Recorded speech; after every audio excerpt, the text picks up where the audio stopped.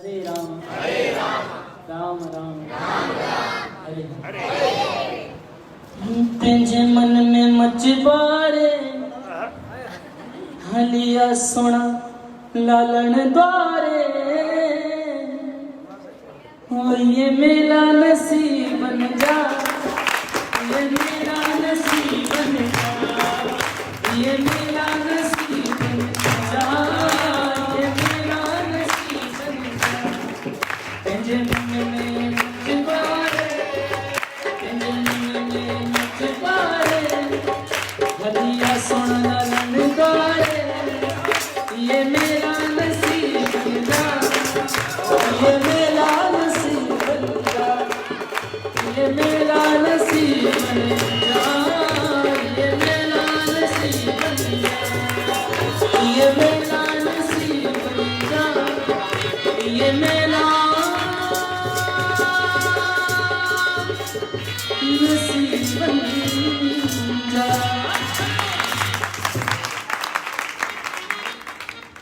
श्री राधा माधव की कुंज बिहारी भगवान श्री कृष्ण प्राण श्री श्री राधा गोपीनाथ भगवान की पतित पावन गौर नित्याय महाप्रभु की नित्य लीला प्रवेश अभिचरणारविंद भक्ति वेदांत स्वामी श्री प्रभुपाद की राधे मेरी स्वामिनी मैं राधे को दास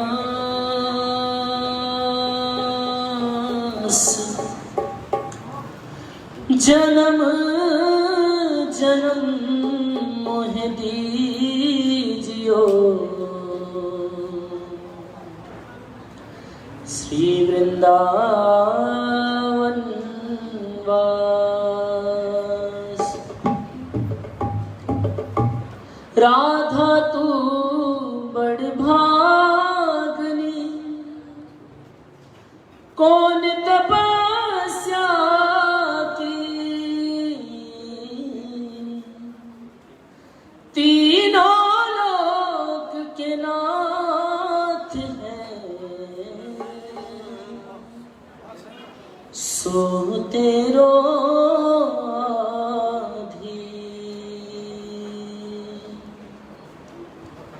जय राधा माधव जय कुंज बिहारी, राधे राधे जपत ही बहु बाधा मिट जाए, तीनों लोक के आपदा राधा नामत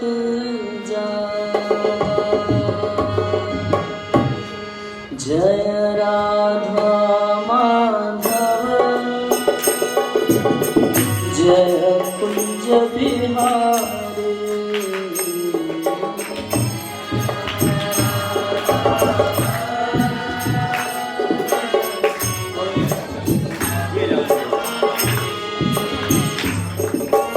जय राधा माधव जय कुंज बिहारी,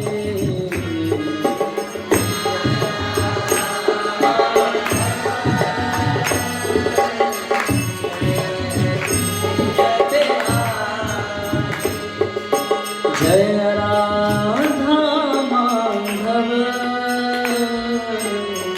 जय कुंज बिहारी,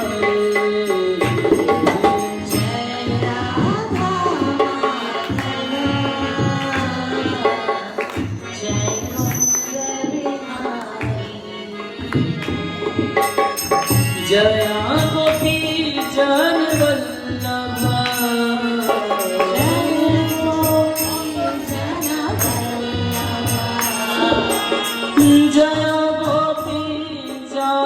वल्लभा, जय गोपी जन वल्लभा, जय गोपी जन वल्लभा।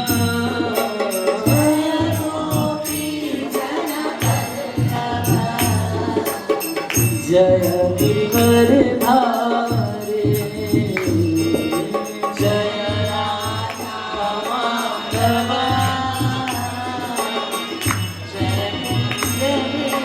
कुंज बिहारी जय राधा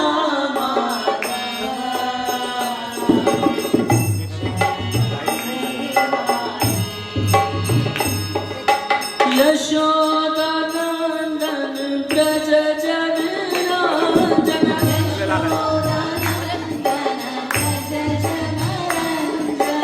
यशोदा नंदन ब्रज जन रांझन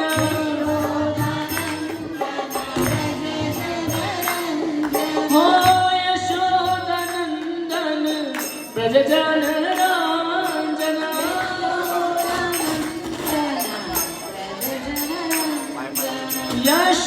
यशोदानंदन ब्रज जन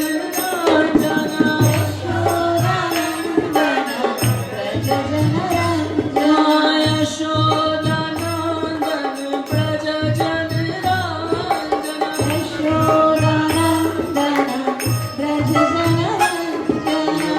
तीरा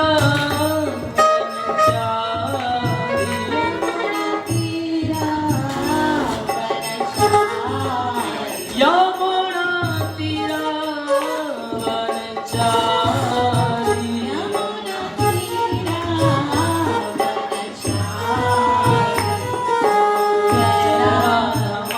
माधव कुंज बिहारी जय राधा माधव कुंज मुरली मनोहरी करुणा सागर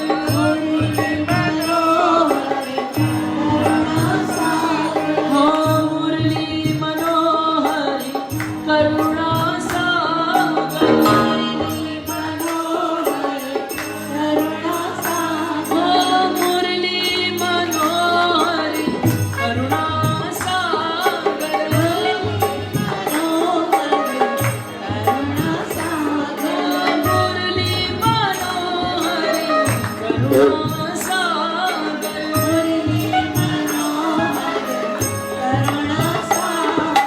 मुरली मनोहरी करुणा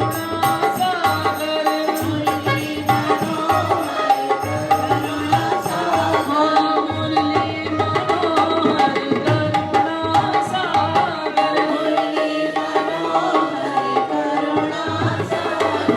मुरली मनोहरी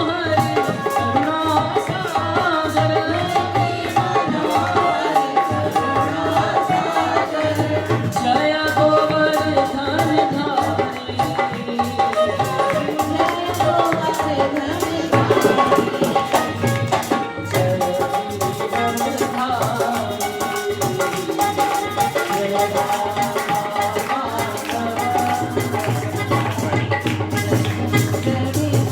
कुंज बिहारी जय राधा माधव जय कुंज बिहारी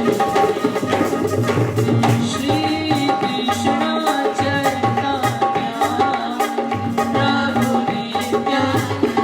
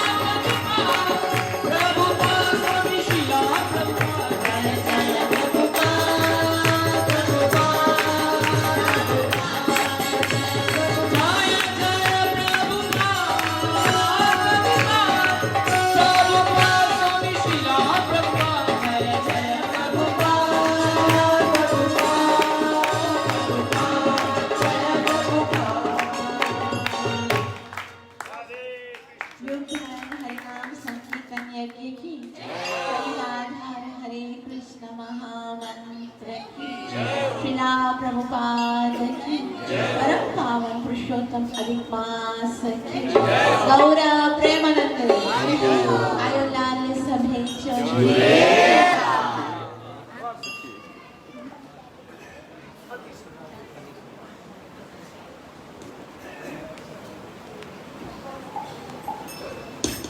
हरे कृष्णा हरे कृष्णा हरे कृष्णा हरे कृष्णा कृष्णा कृष्णा कृष्णा कृष्णा हरे हरे हरे हरे हरे राम हरे राम राम राम हरे हरे हरे कृष्णा हरे कृष्णा कृष्णा कृष्णा हरे हरे हरे राम राम राम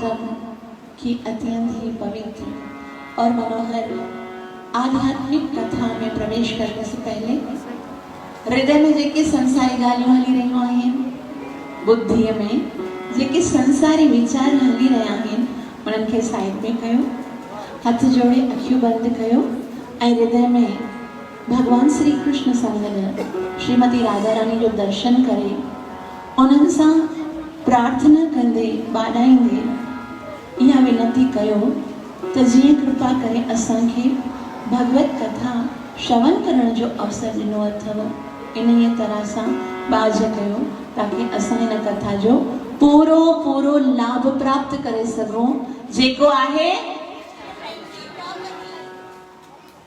ओम नमो भगवते वासुदेवाय।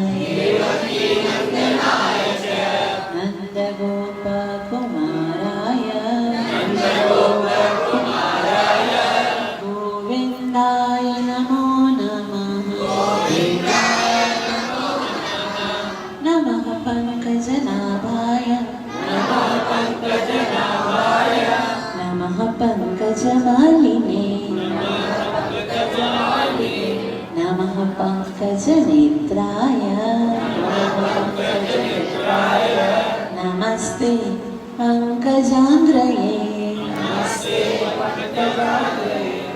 आराध्यो भगवान ब्रजेशतनाय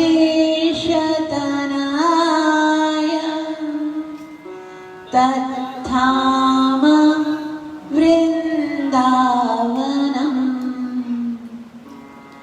रम्याकाशिदुपासना व्रजवधू वर्गेण या कल्पिता श्रीमद्भागवतं प्रमाणममालम् प्रेम पुमर्थो महा श्री चैतन्य महाप्रभु मतमिदं तत्राधरो न परम् नारायणं नमस्कृत्य नरं चैव नरोत्तमं दैवीं सरस्वतीं व्यासं ततो जयमुदीरये। नष्टप्रायेषु अभद्रेषु नित्यं भगवत सेवया भगवती उत्तमश्लोके भक्तिरभवति नैष्ठिकी। पञ्चतत्त्वात्मकं कृष्णं भक्तरूपस्वरूपकं भक्तावतारभक्ताख्यं नमामि भक्तशक्तिकम्। मूकं करोतु वाचालं पङ्गुं लङ्घयते गिरिं यत्कृपातमहं वन्दे श्रीगुरुं दीनतारिणम्। परमानन्दमाधवं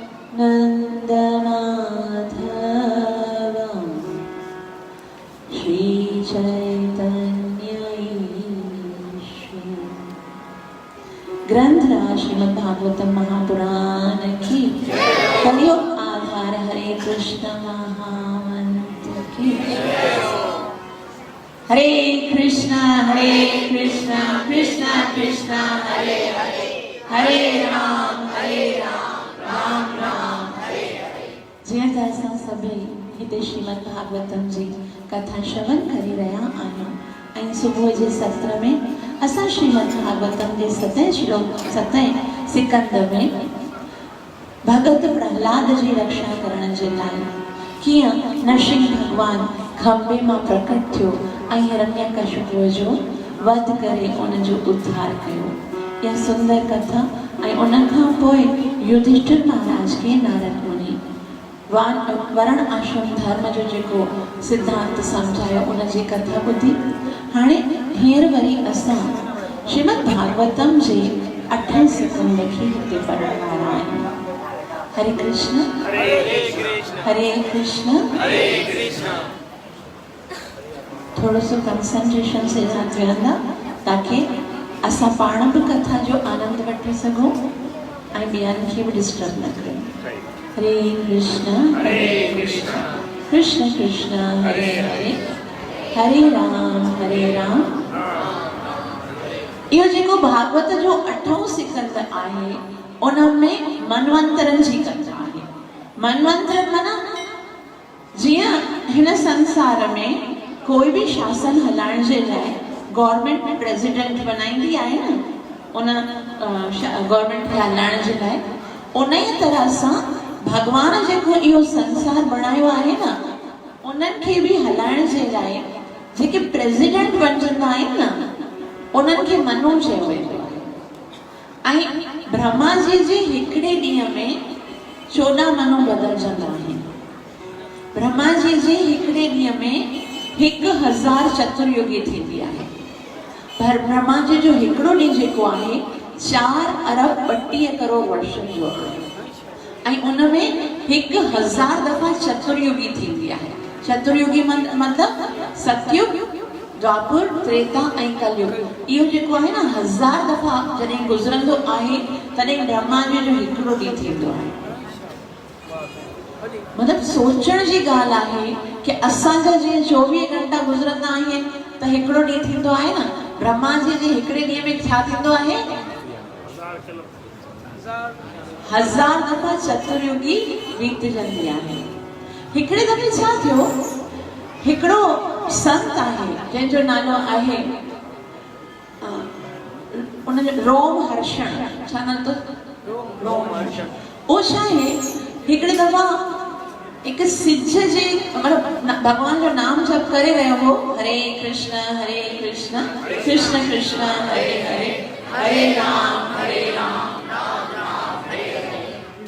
त उहो जेको आहे जब नाम जप करे रहियो, अचानक उते सिज अचण लॻो त उन छा कयो, उन सिज खां हटी करे ॿी जाइ ते जिते छांव हुई उते वञी करे जप करण लॻो। वरी थोड़ी देर खां पोइ उते सिज आयो ऐं ॿी जॻह ते वञी करे जप करण लॻो। ईअं कंदे कंदे 2 टे ॾींहं थी वियासि। सिज जिते ईंदो उतां खां हटी करे ॿी जाइ ते जप कंदो। अचानक इंद्र देवता जेको हुयो न सो उतां खां लंघियो ऐं इंद्र देवता ॾिसी करे सोचण लॻो कि ही संत वेचारो एतिरी देर खां कॾहिं किथे वेठो जिते सिज अचे थो उतां खां हटे थो, तॾहिं वञी करे हुनखे चवण लॻो कि तोखे सिज एॾो डिस्टर्ब करे रहियो आहे त तूं छो न पंहिंजे लाइ हिकिड़ी कुटिया बणाए करे उते आराम सां वेही करे जप कर। भले तूं जप कर जंगल में, बट तूं हिकिड़ी कुटिया बनाए न ताकि उते सरलता सां वेही करे बग़ैर कंहिं डिस्टर्ब जे जप करे सघी। तॾहिं हुन ख़बर छा चयो, चई जीना है बहुत कम दिन, क्या फज़ीयत में फंसना, क्या कुटिया बनाना।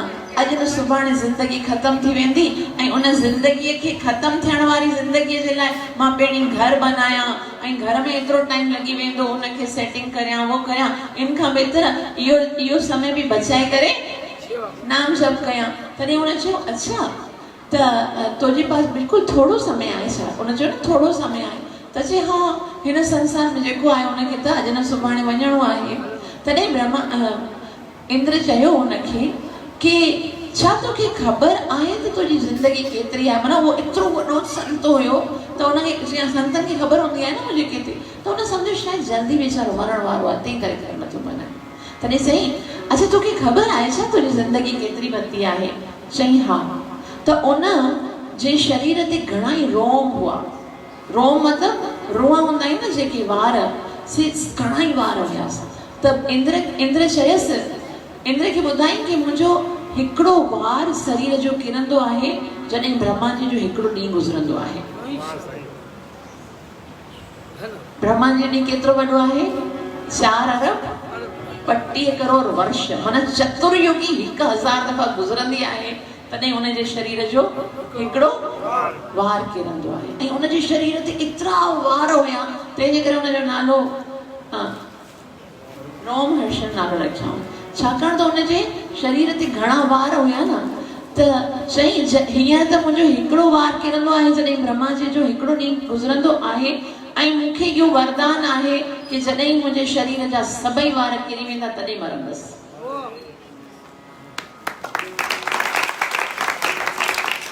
ऐं उहो सोचे थो जीना है बहुत कम दिन, क्या फज़ीहत में फसना, क्या घर बनाना।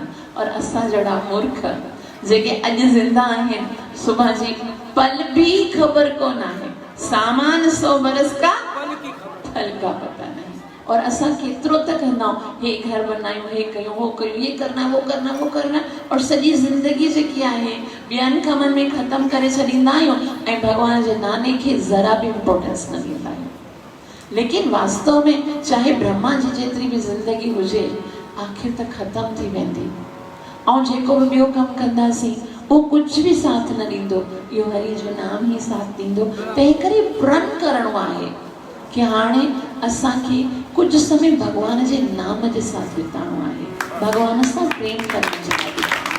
छाकाणि त अॼु अवसर मिलियो आहे, ॿीहर वरी इहो अवसर मिलंदो या न मिलंदो उनजो कोई बि गारंटी कोन आहे। असांजी परंपरा में जगन्नाथ दास बाबा जी आहिनि ऐं ॾाढा ॿुढा थी विया, मतिलबु 100 200 600 सालनि जा थी विया, परे जी ॻाल्हि आहे। त एतिरा ॿुढा थी विया कि उन जूं अखियूं बि बंदि थी वेंदियूं हुयूं ऐं उन जा शिष्य जेके आहिनि न उनखे अखियूं खोले, मतिलबु वो खुद से आंखें भी नहीं खोल सकते थे, एतिरा ॿुढा थी विया हुआ। ऐं सुबुह जो उथी करे भॻवान सां ख़बर अथव छा प्रार्थना कंदा? भॻवान फ़िलहाल मूंखे मारिजे मथां। त चवां माना भॻवान अगरि पुछे फिर कब मारूं? चए अञा जेको मूंखे गुरु महाराज मुंहिंजो जप ॾिनो आहे न, माना जीअं असां 16 माला कंदा आहियूं, मुंहिंजो 16 माला कंप्लीट कोन थियो आहिनि, तंहिं करे फ़िलहाल मूंखे मारिजे मथां, मां पंहिंजे गुरुअ खे वञी कहिड़ो मुंहुं ॾेखारींदुसि। पोइ वरी सुबुह जो उथंदो, साधना कंदो, हिकदमि ॿुढो हूंदो हुयो, पोइ पंहिंजो नाम जप कंदो, हरे कृष्ण कृष्ण कृष्ण हरे हरे, हरे राम राम राम हरे। तव्हां सभई यादि कयो, जल्दी जल्दी मंत्र निकिरंदो आहे त इहो महामंत्र 1-1.5 घंटे में 16 माला पूरी थी। हू ॿुढो हुयो, शाम थी वेंदी हुई, आहिस्ता आहिस्ता जप कंदो ॿाहिरि।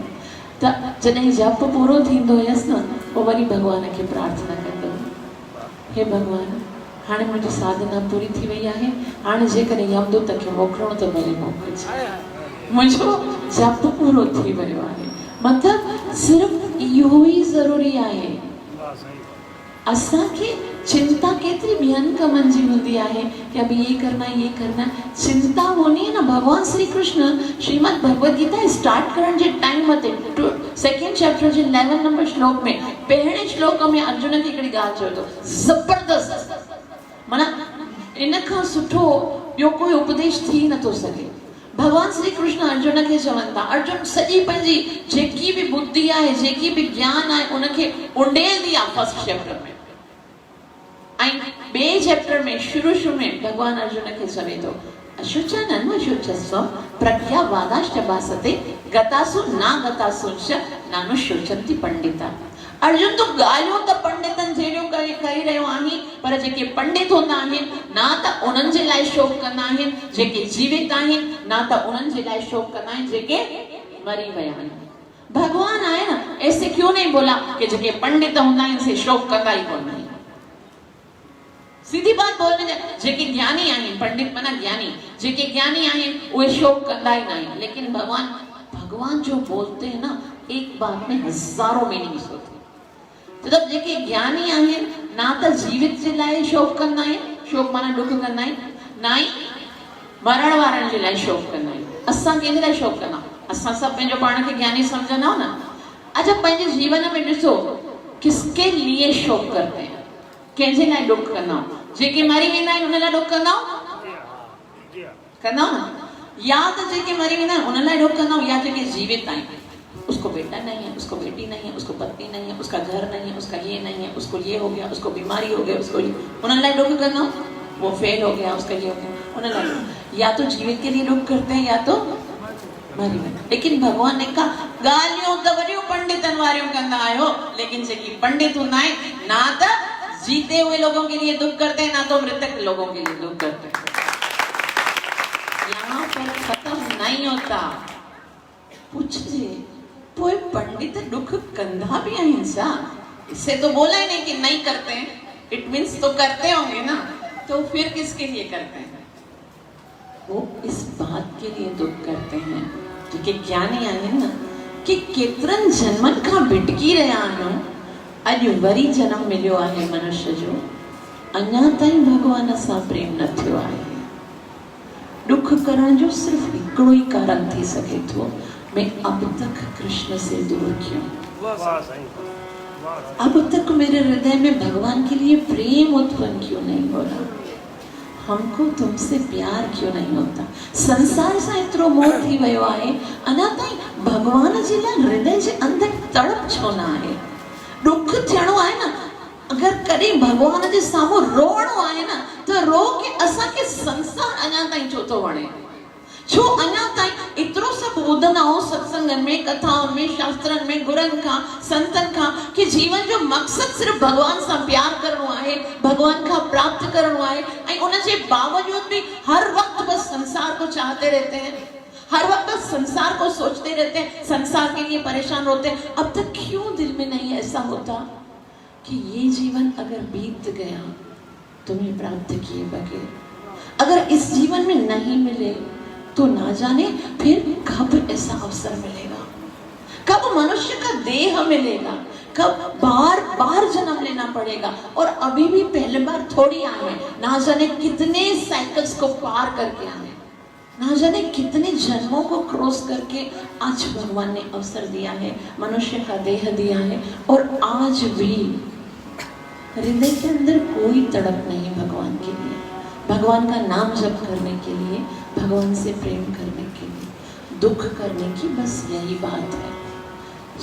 जो साधु संत होते हैं, जो ज्ञानी जन होते हैं ना, बस इन्हीं गाल जे लाइ दुख कंदा आहिनि कि मुझे प्रेम, वो तो बहुत प्रेम करते हैं भगवान से, वो तो घणो प्यार कंदा आहिनि, पोइ भी चवंदा आहिनि कि असांखे भगवान जो प्रेम नथो अचे, असां भगवान जो प्रेम नथा कयूं, लेकिन असां वरी चवंदा असां सक्सेस आहियूं पंहिंजे जीवन में। लेकिन वास्तविक जेको असांजे जीवन जी सक्सेस आहे सा छा आहे, त असांजे हृदय में भगवान जो प्रेम उत्पन्न थिए। त मनवंतर जी ॻाल्हि असां करे रहियासीं। हिकिड़ो ब्रह्मा जी जे हिकिड़े ॾींहं में जीअं 1000 चतुर्युगी हूंदा आहिनि, ऐं उन ब्रह्मा जी जे हिकिड़े ॾींहं में 14 मनु हूंदा आहिनि। हर हिकु मनुअ खे 71 चतुर्युगी ॾिनी वेंदी आहे। हर हिकु मनुअ खे 14 मनुअ खे 71 चतुर्युगी ॾिनी वई।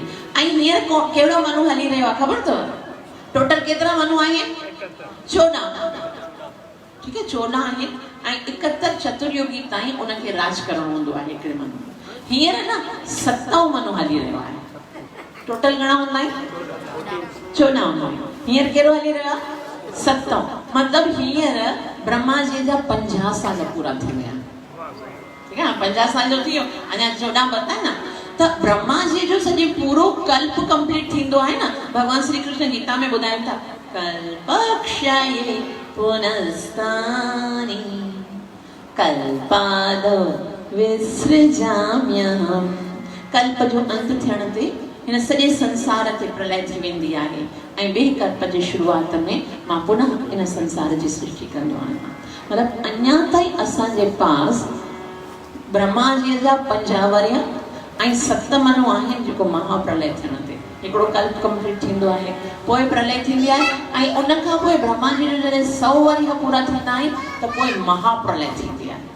त असांजे पास समय त घणो आहे प्रलय जे लाइ, लेकिन हिते मनु छा कंदा आहिनि?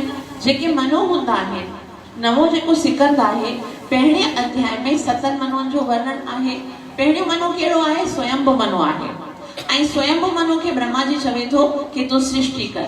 तॾहिं स्वयंभू मनु चवे थो ठीकु आहे, मां पहिरीं तपस्या कंदसि ऐं तपस्या करण खां पोइ सृष्टि कंदसि। ऐं उन खां पोइ जॾहिं उहो सृष्टि तपस्या करण जे लाइ वञे थो ऐं राजपाट पंहिंजे तपस्या करे, उन खां पोइ वरी अंत में राजपाट पंहिंजे पुत्रनि खे ॾेई करे सुनंदा नदीअ जे किनारे जप करे थो ऐं पंहिंजी पत्नी शत्रुपा जे साथ उन वक़्तु कुछ राक्षस उनखे खाइण जी कोशिश कनि था ऐं उते भगवान जो हिकिड़ो अवतार यज्ञ अची करे उन जी राक्षसनि खां रक्षा कंदा आहिनि। ॿियो मनु प्रियव्रत जो पुत्र उत्तम आहे। तामस मनु इन समय उन वक़्तु भगवान हरिअ जो अवतार थींदो आहे ऐं जेको गजेंद्र खे गज खां उद्धार, गजेंद्र खे वागु जेको हूंदो आहे उन खां उद्धार कंदो आहे।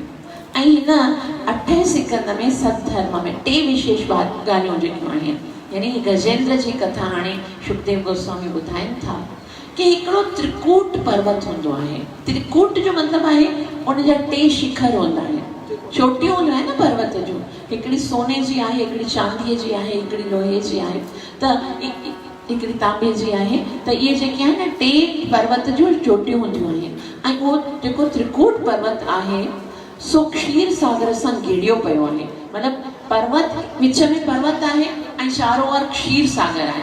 क्षीर सागर जो मतिलबु आहे खीर जो समुंड। जीअं हिते संसार में तव्हां कहिड़ो समुंड ॾिठो आहे? खारे पाणी जो समुंड आहे न।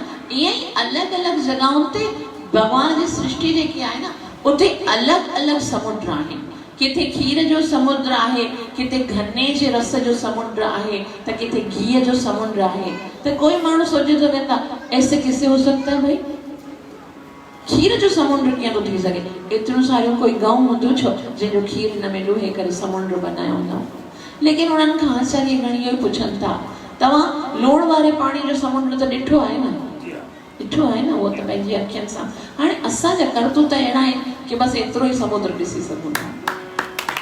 लेकिन जेतिरी असांजी सिद्धि हूंदी आहे उन लोक में वेंदा त जेको भगवान हेतिरे वॾे विशाल समुद्र जे अंदरि लूणु विझी सघे थो, छा हुन में खंडु नथो विझी सघे?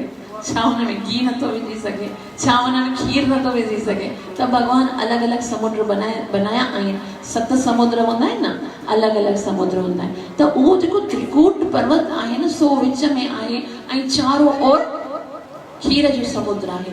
ऐं खीर जी जॾहिं लहरियूं, जीअं समुद्र में कीअं लहरियूं ईंदियूं आहिनि पाणीअ में, उन जॾहिं खीर सागर जो लहरियूं ईंदियूं आहिनि त उहो खीर सागर उन पहाड़ सां टकराइजी करे वरी जॾहिं ॿाहिरि उहे लहरियूं किरंदियूं, उहे जेके मतिलबु पाणी जो बूंदियूं किरंदियूं आहिनि उहे हीरे जवाहरात मां बदिलजी वेंदियूं। एतिरो सुंदर त्रिकूट पर्वत जो हिते वर्णन कयो आहे शुकदेव गोस्वामी। ऐं ईअं बि लिखियो आहे जेको इन्हनि पर्वतनि जी चोटियुनि जी ऐं इन जी लीला ॿुधंदो आहे न, अच्छा गजेंद्र जी लीला ॿुधण जो हिकिड़ो महत्व। हिकु त उन जा पाप नष्ट थींदा आहिनि, भॻवान में प्रीति लॻंदी आहे ऐं अंत समय में भॻवान जी यादगिरी ईंदी आहे। ऐं उन खां बि वॾो, अगरि कंहिं पंहिंजे जीवन में कर्ज़ वरितो हुजे, को माना कर्ज़ चवंदो आहे न उधारी, उहो अगरि कंहिं वरितो हूंदो आहे त गजेंद्र जी इहा लीला ॿुधण सां उन जो कर्ज़ जेको आहे सो छुटाए सघंदो आहे जल्दी। गजेंद्र कीअं हूंदो आहे? हिकिड़ो हाथी, हिकिड़ो राजा हूंदो आहे जंहिंजो नालो आहे इंद्रद्युम्न। उहो राजा जेको वॾो राजा हूंदो, सत्यवादी राजा हूंदो, छा करे थो उहो पंहिंजे राज खे ऐं सॼे पंहिंजे राज राणियूं जेके नौकर चाकर धन दौलत छॾे करे उहो जंगल में वञे को तपस्या करण जे लाइ। ॾिसो ये तव्हां कॾहिं कॾहिं सोचींदा हूंदा कि भागवतम में न खाली राजाउनि जो कहानियूं छो लिखियूं अथऊं। इन जो कारण इहो आहे कि असांजे मन में वैराग्य अचे। एतिरा सारा राज्य उनजा एतिरा सारा धन पत्नियूं हिन सभु जेको उनजे पास वैभव हूंदो आहे सो सभु आखिर उहे राजा छॾे वेंदा आहिनि जंगल में वञी करे तपस्या करण जे लाइ।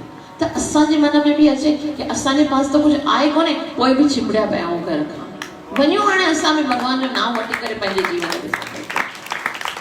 लेकिन वो राजा जेको आहे सभु कुझु छॾे करे भॻवान जो ध्यानु करण जे लाइ जंगल में वञे थो। अचानक छा थो थिए, रोज़ रोज़ हाणे राजा आयो आहे जंगल में, त कॾहिं को संत ईंदो अथसि, कॾहिं को संत ईंदो अथसि, कॾहिं को, त उनखे साधना में घणी डिस्टर्ब थी वेंदी। वो मिलण ईंदा आहिनि न सभु राजा, हाणे कीअं आहियो तव्हां, हाल चाल पुछंदा आहिनि। तॾहिं जीअं हाणे मां एॾो बेज़ार थी वियो आहियां, घर छॾे जंगल में आयो आहियां भॻवान जी साधना कया ऐं हिते अची करे सभु मथो ख़राबु कंदा। त उन छा कयो कि हाणे अगरि मूंसां कोई मिलण बि ईंदो न त मां हुनखे जवाब ई न ॾींदुसि, मां पंहिंजी साधना कंदसि, हरे कृष्ण कृष्ण कृष्ण हरे हरे, हरे राम राम राम। त ईअं ई थियो। हाणे हिकिड़ो महान संत जंहिंजो नालो हुयो अगस्त मुनि उते आया ऐं राजा पंहिंजी साधना में, अब तो किसी की सुनना ही नहीं, कान में हैंड फ्री डाल दिया, हरे कृष्ण कृष्ण कृष्ण हरे हरे, हरे राम राम। तॾहिं अगस्त मुनि आयो ऐं उनजो कोई आदर सम्मान सत्कार कुझु न कयईं। तॾहिं उनखे ॾाढो ॾुख लॻो ऐं सोचाई कि ईअं जेकॾहिं राजा हर के ऋषिअ जो संत जो अपमान कंदो पोइ त जेकी उहो भक्ति करियो आहे उन मां बि किरी वेंदो। छाकाणि त भॻवान पंहिंजी भक्तीअ सां एतिरो ख़ुशि न थींदो आहे जेको पंहिंजे भक्तनि जी भक्तीअ सां ख़ुशि थींदो आहे। भॻवान में पंहिंजी पूजा आराधना सां एॾो आनंद न थींदो आहे, लेकिन जेको भॻवान जे भक्तनि जी सेवा कंदो आहे न भॻवान उन सां ज़्यादा ख़ुशि थींदो आहे। तॾहिं कोई भक्त मिलियो उनजी थोरी सेवा कंदा कयो, ॿियो न त कम से कम हरे कृष्ण करे स्माइल ॾींदा वञो। अञा ईअं थींदो आहे भक्तनि खे ॾिसी करे चिड़ थींदी आहे, लेकिन भक्तनि खे अगरि असां सम्मान ॾींदा आहियूं त भॻवान ॾाढो प्रसन्न थींदा आहिनि। पोइ लेकिन अगस्त ऋषिअ सोचियो कि हे राजा ते अगरि जेकॾहिं भक्तनि जो अपमान कयो त भक्तीअ ताईं किरी वेंदो, तंहिं करे उन ख़बर न छा सोचे करे उनखे इहो श्राप ॾिनो कि तूं जड़ वांगुरु वेठो आहीं न, बुद्धिहीन बणिजी करे वेठो आहीं कि संत आयो आहे लेकिन उनजो को सत्कार नथो थिए, तूं है न हाथी बणिजी वञ। हाणे ॾिस हेॾो वॾो राजा आहे, राज छॾे करे छा थो कर, क्या रहा है, भगवान की भक्ति कर रहा है, साधना कर रहा है। उनजे बावजूद भी उनखे श्राप मिलियो आहे, तो छा बणिजी वञ, हाथी बण। भगवान चए थो कौन्ते अप्रतिजानी न में भक्त प्रणश्यति, हे कुंती पुत्र निश्चय पूर्वक घोषणा करके मुझे भगत जो कॾहिं नाश नथो थिए, कॾहिं पतन। हाणे ॿुधाए पतन आहे या न कोन्हे, है ना। असांजे राजाऊं जो नाम जप कयूं और असांखे केरु अची करे श्राप ॾे कि तव्हां हाथी थी वञो, डायरेक्ट भॻवान सां मां त तुंहिंजी भक्ति करे रहियसि, मां त कंहिंसां कुझु बुरो न कयसि ऐं हिन मूंखे राजा मां जिनावर बणाए छॾियो, है ना। डायरेक्ट कितना बड़ा श्राप है, सोचे सघो था वी।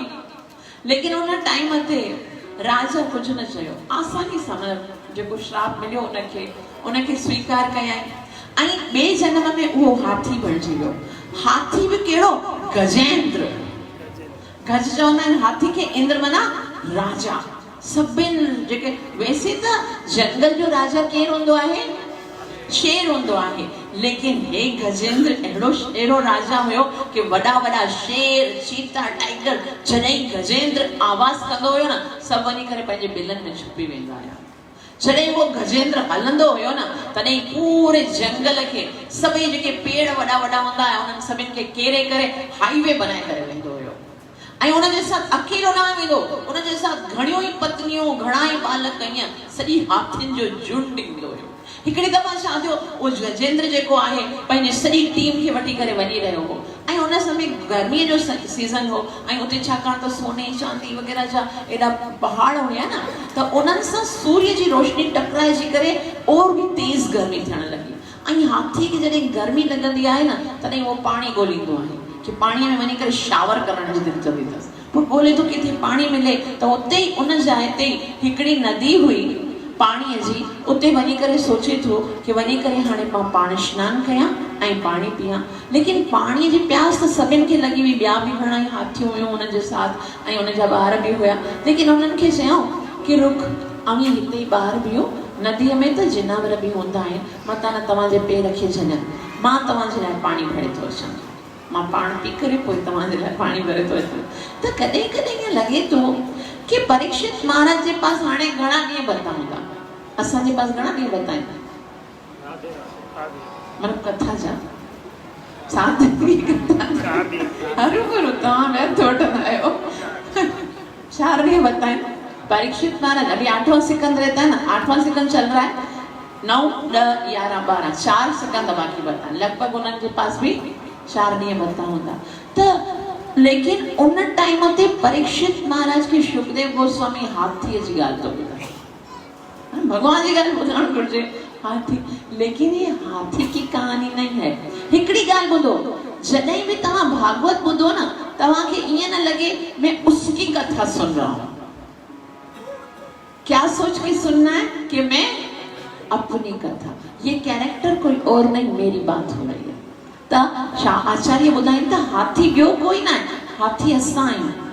ऐं जीअं हिन संसार में असां अची करे आनंद ॻोल्हींदा आहियूं, है ना, असां बि त हिन संसार में ईंदा आहियूं ऐं असांखे बि त ई शरीर त शाप जे करे मिलियो आहे। वास्तव में असां केरु आहियूं? सच्चिदानंद भगवान जा सच्चिदानंद अंश आहियूं। लेकिन हिन संसार में आया जीअं अॼु हाथी आनंद ॻोल्हे रहियो आहे, असां बि ॻोल्हे रहिया आहियूं। त छा थो करे हाथी जेको, उहो पाणी पहिरीं पाण पीए थो ऐं उन खां पोइ पंहिंजे ॿारनि जेके नंढा नंढा ॿार पहिरीं उन्हनि खे पीआरे थो ऐं पोइ जेकी पत्नियूं आहिनि उन्हनि खे पीआरे थो। इहे चवनि था कि जीअं असां बि वेंदा आहियूं न किथे ट्रेन में चढ़ी करे पाण हेठि लहंदा आहियूं ऐं ॿारनि खे चवंदा आहियूं तव्हां हिते वियो, असां तव्हांजे लाइ चिप्स पाणी वाणी सभु वठी था अचूं। त ईअं ई हाथी बि उहे कमु करे रहियो हो। लेकिन छा थो करे, पाणी पी लिया त उतनी देर त सही आहे। उन खां पोइ जॾहिं सभिनि खे गर्मी लॻे थी त हाथी जेको आहे सो सभई इहे नंढा नंढा हाथी सभई पाणीअ मां उहो शावर पंहिंजो सुंड भरे करे हिक ॿिए खे उछड़ीनि था ऐं सभु ईअं खेॾे रहिया आहिनि।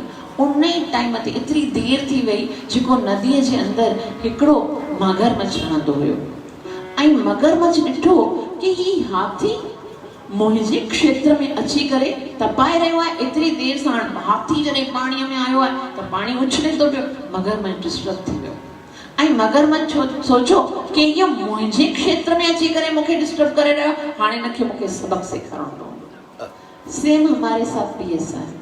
असां हिन माया जे जगत में आया आहियूं। ही जगत कहिड़ो आहे? माया जो आहे, असांजो न आहे। भगवान Shri Krishna chapter number 7 verse number 14, दैवी ह्येषा गुणमयी मम माया दुरत्यया।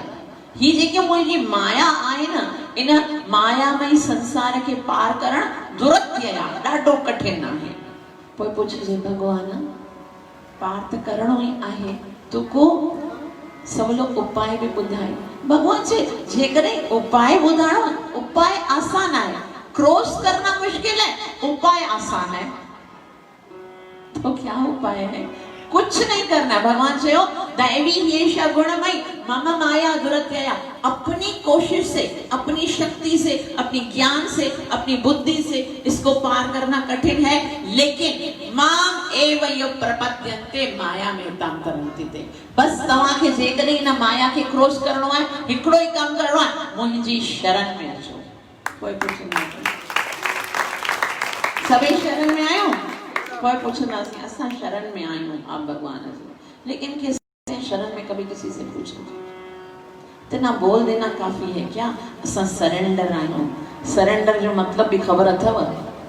सरेंडर जो मतलब है नो कंप्लेन नो डिमांड। कोई कंप्लेन कोने, जियां वणे तीअं मूंसां करे थो सघे, जे सब तुम्हें अच्छा लगता है वैसे करो। सरेंडर जो शरणागति बोल देना इतना आसान है, लेकिन शरणागति थियण ॾाढो ॾुखियो आहे। जियां भगवान चाहे तो उहा मां रहण जे लाइ तैयार आहियां। जियां तूं मुंहिंजे लाइ जेको बि मुंहिंजे लाइ डिसाइड कयो अथई उहो मूंखे स्वीकार आहे। भगवान जो जेकॾहिं मुंहिंजी शरण में ईंदा त पोइ माया खे आसानी सां क्रॉस करे छॾींदा। लेकिन वो जीअं जेको मगरमच्छ जॾहिं ॾिठो कि इहो हिन संसार में आयो आहे ऐं हिते पंहिंजी कोशिश सां मज़ो करणु चाहे थो, हाणे हुनखे दबोचना चाहिए। उन ई तरह असां बि हिन संसार में ईंदा आहियूं, भगवान जी शरण में न ईंदा आहियूं, इंजॉय करण जी कोशिश कंदा, फिर माया हमें दबोच लेती है। आचार्य गण चवनि था कि जॾहिं असां हिन संसार में ईंदा आहियूं, कृष्ण भुलिया जीव भोग इच्छा करे, निकट स्थित माया तारे झपटिया धरे। हिते हिन संसार में ॿई शयूं आहिनि, हिकिड़ो भगवान आहे, ॿियो केरु आहे? माया आहे। अब एक जीव बस थोड़ी सी एक सेकंड के लिए भगवान से अपनी नजर इधर करता है, माया उसको दबोच लेती है। बस एतिरो ही असां में और माया में बस एतिरो ही थोड़ो सो फासलो आहे। जैसे ही नजर हटी, दुर्घटना घटी।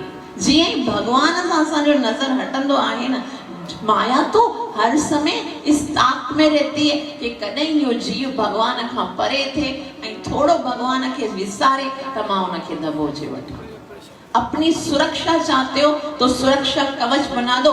सुबह शाम रात दिन जिस टाइम पर भी हो, आप भगवान के साथ जुड़े रहो। हरे कृष्णा कृष्णा कृष्णा हरे हरे, हरे राम राम राम हरे। बस हिकिड़ो इहो ई तरीक़ो आहे माया जे चुंगल खां बचण जो।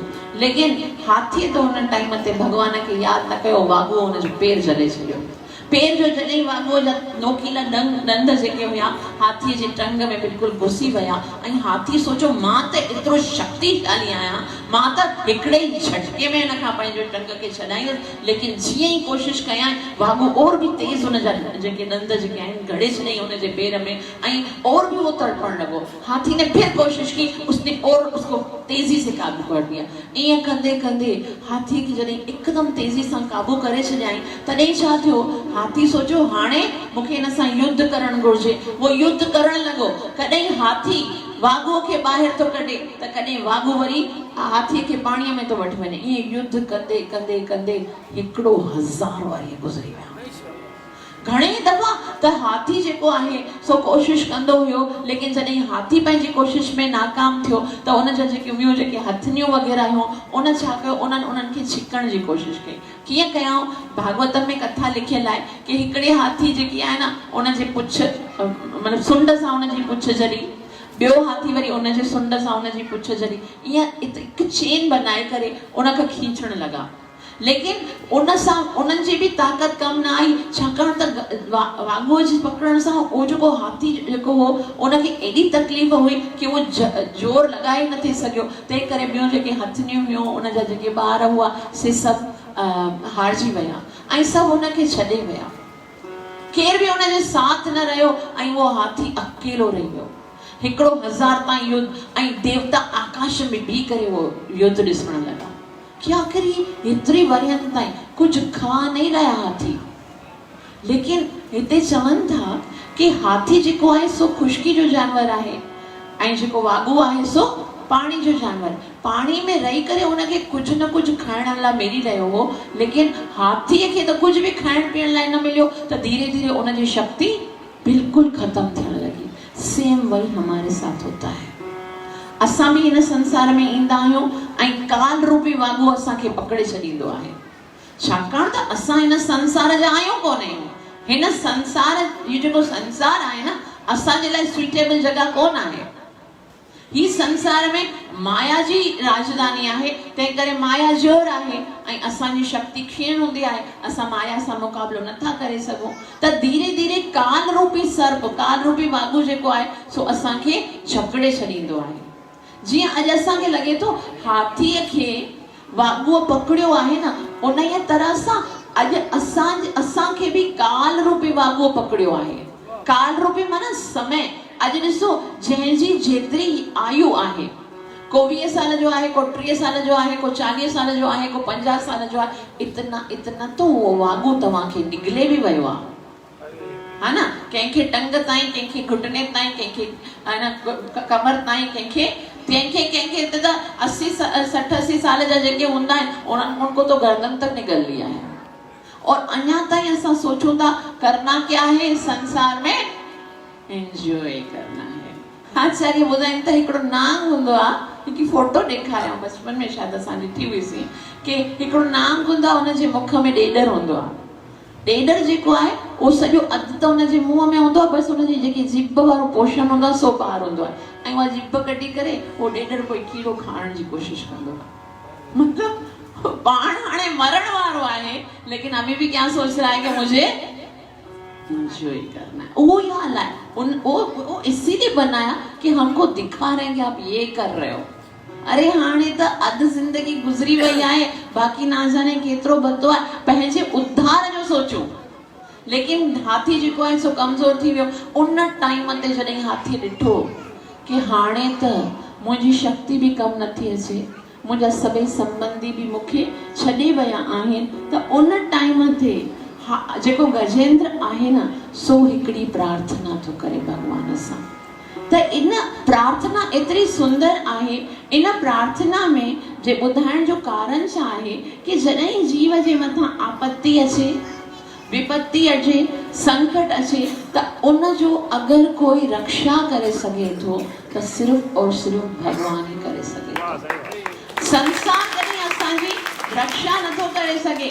भगवान सां प्रार्थना ऐं रक्षा जो वर्णन ही हिन गजेंद्र कथा जो जेको आहे उद्देश्य आहे। ऐं एतिरी सुंदर प्रार्थना गजेंद्र करे थो त सुखदेव गोस्वामी पूछे थो कि आखिर इन हाथीअ खे इहा प्रार्थना यादि कीअं आई। मतिलबु असां ॾिसंदा आहियूं, असां मनुष्य आहियूं, लेकिन जॾहिं संकट ईंदो आहे न तॾहिं असांखे उन संकट जे समय भगवान जी यादगिरी न ईंदी आहे। कंहिंजे मथां तकलीफ़ हूंदी आहे, डॉक्टर यादि ईंदो अथसि, पंहिंजा जेके मित्र या हूंदा आहिनि से यादि ईंदो अथसि, बचा भगवान यादि न थींदो आहे। ही त हाथी आहे, कंहिं गुरुकुल में वञी करे कुझु सिखियईं त कोन आई, पोइ हिनखे कीअं उहा प्रार्थना यादि आई। अव्हांखे मां शुरू में ॿुधायो हाथी केरु हुयो? राजा इंद्रद्युम्न हुयो, जेको भगवान जी भक्ति कंदो। ऐं उन जॾहिं इंद्रद्युम्न राजा जॾहिं उन स्वरूप में हो तॾहिं हिकिड़ी स्तुति यादि कई भगवान जी। ऐं अॼु जॾहिं उहो संकट में आयो आहे, नेक्स्ट बर्थ में हाणे जिनावर जो दर्शन शरीर मिलियो अथसि, लेकिन उन टाइम ते उनखे उहा स्तुति यादि अचे थी जेकी उन राजा जे शरीर में यादि कई हुई। आप सोच सकते हो, अगर तव्हां अॼु कोई भगवत गीता जो श्लोक यादि कंदा, अॼु कोई मंत्र जप कंदा, पोइ चाहे तव्हां जॾहिं मृत्यु खां पोइ भगवान न करे कहिड़ो बि जनम अव्हांखे मिलंदो, अव्हांजी उहा स्तुति, अव्हांजो उहो मंत्र, अव्हांजी उहा भक्ति बिल्कुलु सेफ हूंदी। ऐं जॾहिं तव्हांखे संकट ईंदो उहो तव्हांजी सुरक्षा कंदो। भगवान Shri Krishna Shrimad Bhagavad Gita chapter number 2 verse number 40 ॿियो अध्याय श्लोक नंबर 40 में चवनि था, नेहाभिक्रमनाशो अस्ति प्रत्यवायो न विद्यते स्वल्पमप्यस्य धर्मस्य त्रायते महतो भयात्। हे अर्जुन, भक्ति जे रास्ते ते न त को नुक़सान आहे ऐं न ही को घाटो आहे। ऐं हिन रास्ते ते जेकॾहिं कोई थोड़ी सी भी प्रगति कंदो आहे त उहो महाभयानक भय सां बची वेंदो आहे। हिन परिसर में, हिन पुरुषोत्तम जे महीने में, हिन सुंदर स्थान ते भागवत कथा ॿुधी करे जेकॾहिं तव्हां हरि जे नाम जो उच्चारण करो था, हरे कृष्णा कृष्णा कृष्णा हरे हरे, हरे राम राम राम हरे हरे। बस यो महामंत्र काफी आहे तव्हांजे कहिड़े बि जन्म में कहिड़ी बि आपत्ति संकट खां ॿाहिरि कढण जे लाइ। त उन टाइम ते प्रार्थना यादि आई आहे ऐं उहो हाथी जेको आहे सो उहा प्रार्थना करे थो। कुझु श्लोक असां हुन जा पढ़ंदासीं। गजेंद्र उवाच ओम नमो भगवते तस्मै यत् एतच्चिदात्मकं पुरुषायादि बीजाय परेशायादि धीमहि यस्मिन्निदं यदस्येदं येनेदं यैदं स्वयं योऽस्मात् परस्मात् परः तं प्रपद्ये स्वयं भवन्। हाथी भगवान जी चवे तो ओम नमो भगवते तस्मै। हे भगवान तू किथे आई, मां तोखे प्रणाम तो करियां। मतलब ये देख, ये जो हाथी है, गजेंद्र है, वो किसी को भी भगवान सोच के उसको बोल नहीं रहा तू भगवान आई मां तोखे प्रणाम कयां थो। तो हे भगवान तू जिते भी आई मां तोखे प्रणाम करूं तो मतलब मैं नहीं जानता कि वो कौन है, बट आए तो सही ना, केर तो भगवान आए तो मां भगवान के प्रणाम कयां थो। तब वो चलो अच्छा वो केड़ो वारो भगवान, कौन सा वाला भगवान आपने चॉइस किया है? तचे योस्मात् परस्मात् च परः, जे इन सृष्टि के बनायो, सृष्टि के बनाए वाले ब्रह्मा के बनायो, आई उन ब्रह्मांड के बनाने वारो जेको कारण दक्षा या गर्भोदक्षा विष्णु है उन के बनायो, उन सभिन जे बनाण सर्व कारण उन भगवान के मां प्रणाम कयां थो। छाकाण त संकट में जेकॾहिं बचणो आहे त हायर अथॉरिटी जे पास वञणो घुरिजे, है ना। असां छा कंदा जेके हिते जा माण्हू ॾिसो, हाथी चवे तो योस्मात् परस्मात् च परः, सृष्टि जे बनाने वारो, उन जो बनाने वारो ऐं उन जे बनाण माना अंतिम जेकी अथॉरिटी आहे, सुप्रीम पर्सनालिटी ऑफ गॉड हेड, जेको एब्सोल्यूट ट्रुथ आहे, जेको परम सत्य आहे, मां उन खे प्रणाम कयां थो।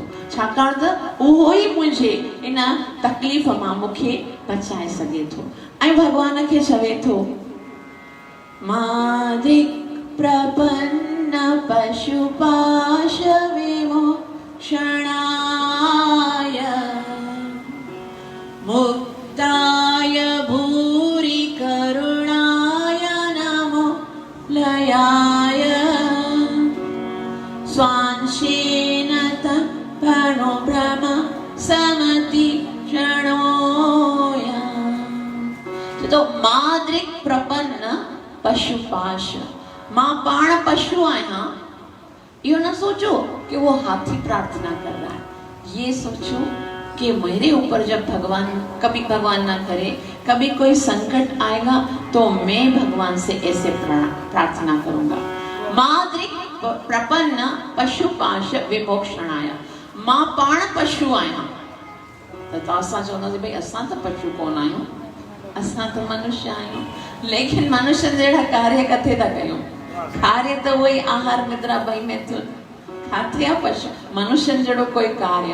तंहिं करे भगवान खे चवनि था न, कोई संत चवंदा आहिनि मां तव्हांजे घर जो क्या आहियां, जिनादार आहियां, छाकाणि त मनुष्य जहिड़ो त को मुंहिंजे अंदरि गुण कोन आहे, त मां पाण पशु आहियां ऐं हिकिड़े पशुअ मूंखे पकड़ियो आहे। तंहिं करे मां तुंहिंजी शरण में आयो आहियां, कृपा करे मूंखे मोक्ष प्रदान कर। मादिक प्रपन्न पशुपाश विमोक्षणाय मुक्ताय, मूंखे मोक्ष प्रदान कर। त माना भगवान चए तू जानवर आहीं त पोइ मुंहिंजी शरण में आयो छो आहीं? तोखे कहिड़ी मतलब तोखे इन ॻाल्हि जी गारंटी आहे कि मां तोखे रक्षा कंदसि? त हू चवे थो मुक्ताय भूरि करुणा मुक्ताय, छाकाणि मां काॾे वञा? संसार में जिधर भी देखता हूँ सब बंधे हुए हैं, है ना। हर कोई बंधनन में, आत्मा ते शरीर जो बंधन, शरीर ते संबंधन जो बंधन, हृदय ते अपराधन जो बंधन, इतने बंधन में हर कोई बधो पयो आहे। ॿिया मूंखे छा मुक्त कंदा? मां तुंहिंजी शरण में इन करे आयो आहियां कि मुक्ति तो केवल वही दिला सकता है जो खुद मुक्त हो, है ना। जिको पाण बधल पयो आहे, हाथ भी बधे हुए, पैर भी बधे हुए, वो भला मुझे कैसे मुक्त कराएगा? मां इन करे तुंहिंजी शरण में आयो आहियां मुक्ताय, कि तुम मुक्त आहीं। भगवान जी चलो ठीक है मञो मां मुक्त आहियां, लेकिन इन जरूरत थोड़ी है जीअं ॾिस मां बदल हुजां, ॿियो साम्हूं वारो कोई मुक्त हुजे, उहो छाजे करे मूंखे मुक्त कराईंदो? कुछ सिंपथी भी तो हुजण घुरिजे, छाजे करे वो मूंखे सिंपथी ॾेखारींदो? तॾहिं भगवान खे चवे थो तोखे मुंहिंजे मथां करुणा बि त ईंदी, छाकाणि त मुक्ताय भूरि करुणा, तू करुणा जो सागर आहीं ऐं मां तोखे मदद जे लाइ पुकारे रहियो आहियां, त मूंखे यकीन आहे कि तू अवश्य मूंखे हिन वागुअ जे फंदे खां उन खां मूंखे बचाईंदे। त ॾाढी हरे कृष्ण हरे कृष्ण सुखी। त उन चयो मूंखे यकीन आहे कि ज़रूर तूं मूंखे अची करे बचाईंदे। ऐं 26 श्लोकनि में ॾाढी सुंदर प्रार्थना आहे जेकी है ना, अगर मां ॻायां त पोइ 2-3 ॾींहं लॻंदा, लेकिन उन जी प्रार्थना जॾहिं ॿुधी आहे भगवान वैकुंठ में वेठो आहे ऐं उन टाइम ते रुक्मणी महारानी जेकी आहे सा भगवान खे प्रसाद खारे रही हुई। भगवान अचानक सां उथनि था ऐं रुक्मणी माता पुछे थी, हे कृष्ण काथे? तो हो चए तो हा, माना भगवान इतरो जल्दी में हुजे तो हा चए तो ऐं उन टाइम ते गरुड़ जेको आहे सो पंहिंजी स्पीड वधे थो कि माना मुझे मथा भगवान वे त मां उनखे उते पहुचाया। गरुड़ के भगवान ये करे हटाए तो कि न गरुड़ तुझी स्पीड त ॾाढी घट आहे, उते मुझे भक्त जे मथा संकट आहे, मुखे उते जल्दी सां पुॼणो आहे। याद रखो गरुड़ जी स्पीड घट न होंदी आहे, गरुड़ भगवान जे मन जे अनुसार हलंदो आहे, लेकिन जॾहिं भक्त जे मथा संकट ईंदो आहे भगवान के गरुड़ जी स्पीड भी घट लगंदी आहे। उन टाइम ते रुक्मणी महाराणी भगवान जो चाकरियो रखे थी कि भाई तव्हांखे अकेले वञो त चाकरियूं पाए वञो। भगवान उन चाकरियुनि जे मथां पैर रखी करे हली थो वञे कि इन चाकरियुनि खे पाइण में त मूंखे टाइम लॻंदो, मां एतिरो बि समय पंहिंजे भक्त खे कष्ट में नथो ॾिसी सघां। ऐं उन टाइम ते भगवान उतां खां निकिरियो, रुक्मणी महाराणी पुछे त छा थियो? भगवान चए थो हा थी हेठि अची करे पुछे थो, उते खाली हा ॿुधाए थो ऐं जॾहिं थी चए थो तेसि ताईं उते पहुची वञे थो। ऐं भगवान उन टाइम ते गरुड़ ते चढ़ी अचे थो। हाथी जॾहिं ॾिसे थो कि भगवान मुंहिंजी प्रार्थना खे ॿुधी करे हिते प्रकट थिया आहिनि, हाणे हिनखे सम्झ में ई नथो अचे कि मां कीअं भगवान जी स्तुति कयां, कीअं मां भगवान खे प्रसन्न कयां। उन सरोवर में हिकिड़ो कमल जो गुल हो, हाथी सुंड सां भगवान जे लाइ उहो कमल जो गुल छिने थो ऐं भगवान जे चरणनि पे रखे थो, छाकाणि त भगवान भगवत गीता में मांगा है। चैप्टर नंबर 9 वर्स नंबर 26 भगवान चवनि था, पत्रम पुष्पम फलम तोयम यो मे भक्त्या प्रयच्छति तदहं भक्त्युपहर्तम अश्नामि प्रयतात्मना। जेकॾहिं कोई प्रेम सां हिकिड़ो पत्तो, हिकिड़ो गुल, हिकिड़ो फल या हिकिड़ो पाणी जो गिलास भी मूंखे भरे करे ॾे थो, मां उन जी इन भक्तीअ सां बि विकामजी वेंदो। क्या मांगा है? क्या उसके पास कमी है? छा उन जे पास पाणी न हूंदो? छा उन जे पास कोई गुल फुल न आहे? हू त चए तो पत्तो ॾियो यार, कहिड़ी कीमत आहे उन जी? किसी की बर्थडे हो आप उसको पत्ता देके जो खुश होगा? लोग पत्ता में लेके आए तुम्हारे लिए, लेकिन भगवान ने तुम उन मां भी खुश थी अंदर। लेकिन दुर्भाग्य है असांजो कि असां सां एतिरो भी नथो थिए। थाजी इहो निश्चय करे वञो, सुबुह सवेर उथी करे हिकिड़ो तुलसी जो पत्तो कढी करे भगवान जे चरणनि ते ज़रूर रखिजो, हिकिड़ो पाणी जो गिलास भरे करे भगवान जे चरणनि ते ज़रूर रखिजो कि भगवान मां ॿियो कुझु नथो ॾेई सघां, बसि इहो थोरो सो असांजे प्रेम जो भेंट आहे, उनखे स्वीकार कर, भगवान उन सां बि तव्हांजो थी वेंदो आहे। इतना तो कम से कम अपने जीवन में हो, उसने क्या नहीं दिया। अगर असां पंहिंजे जीवन खे खोले करे ॾिसो त क्या क्या उन केतिरो कुझु ॾिनो आहे। ही शरीर ॾिनई, शरीर खे रखण जे लाइ हर हिकु वस्तु ॾिनई, माता पिता ॾिनई, जेको बि असांजे पास आहे, बुद्धि भगवान असां चओ था असां जेको कुझु बि बणायो आहे पंहिंजी बुद्धीअ खे यूज़ करे बनायो। भगवान चयो बुद्धिर बुद्धिमतामस्मि, पंहिंजी बुद्धीअ ते एतिरो नाज़ आहे या मूं ॾिनी आहे, पंहिंजी शक्तिअ ते एतिरो नाज़ आहे। भगवान चयो बलम बलवताम शाहम, तव्हांजी जेकी शक्ति आहे सा मां ॾिनी आहे। असांजो जेको शरीर आहे सो भगवान ॾिनो आहे। जीअं शरीर जे मथां एतिरो नाज़ करूं था, हवा जेकी जंहिंसां साह खणंदा आहियूं, भगवान चवे थो भूमि रापो नरो वायु स्खमनो, ही सभु मुंहिंजी शक्ति आहे जंहिंजे कारण अॼु तव्हां जी रहिया आहियो। और उनजे बदले में असां छा कयो भगवान जे लाइ, है ना? छा भगवान जे लाइ असां कयो? हर वक्त असां सोचींदा भगवान मेरे साथ ऐसा नहीं किया, भगवान अरे असां ॾिसो असांजो त हिकिड़ो हिकिड़ो वार भगवान जी कृपाउनि सां मतलब क्या किया है और क्या क्या ठुकराएंगे और क्या क्या हम सोचें कि और भी वो करे। भगवान के सामने हर वक्त लिस्ट लेके नहीं जाना है अपनी फरमाइशों की, जाओ तो धन्यवाद करने के लिए जाओ। कृष्ण तुमने कितना दिया है, जितना तुमने दिया है उतनी तो हमारी औकात भी नहीं थी।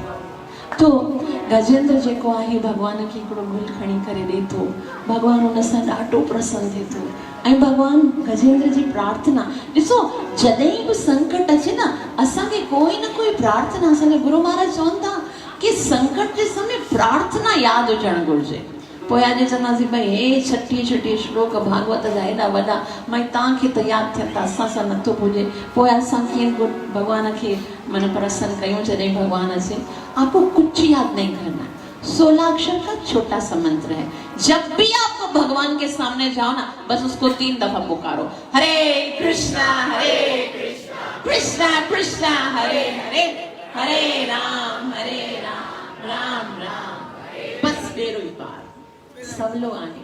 ऐं मां न बणायो आहे, ना ही के संत बनायो आहे, न के भक्त बनायो आहे, साक्षात भगवान गोलोक वृंदावन मां इहो मंत्र खणी आयो आहे असांजे कलयुग जे वासियुनि जे उद्धार करण लाइ। भगवान उन टाइम ते अचे थो, ॾिसे थो हाथीअ खे ऐं सुदर्शन चक्र सां उन मगरमच्छ जी गर्दन कटे छॾे थो, ऐं मगरमच्छ जे अंदरां ज्योति निकिरी करे भगवान जे अंदर हली वञे थी। हाथी जो तो संकट मेरे पर, पुकारा मैंने, फ्लावर अर्पण मैंने किया, और मोक्ष किसको मिला? मगरमच्छ को।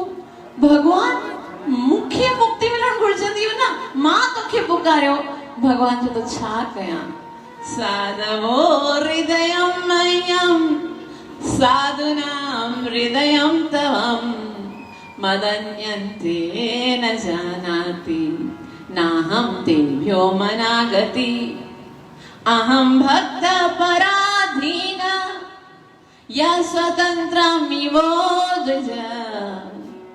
मां त भक्तन जे पराधीन आहियां, ऐं मुंहिंजे शरण में जेको ईंदो आहे न, उन जो उद्धार बाद में कंदो आहियां। जेको मुंहिंजे भक्तन जा चरण पकड़दो आहे, उन जो उद्धार मां पहिरीं कंदो आहियां। हे वागू पहिरीं मुंहिंजे भगत जा चरण पकड़िया आहिनि, तंहिं करे उद्धार जो अधिकारी पहिरीं उहो आहे। उन खां पोइ भगवान हाथीअ जो बि उद्धार करे थो। असांखे भगवान शिक्षा ॾे थो भई भक्तन से भगवान ज्यादा प्यार करे थो, तंहिं करे कॾहिं भक्त खे ॻोल्हे करे हुन जे चरण खां आसीस ज़रूर वठो, ताकि भगवान जी कृपा असांखे प्राप्त थिए। ऐं गजेंद्र मोक्ष जे इन कथा खां पोइ भगवान इन 8 सिकंद में क्षीर सागर मंथन जी कथा अचे थी।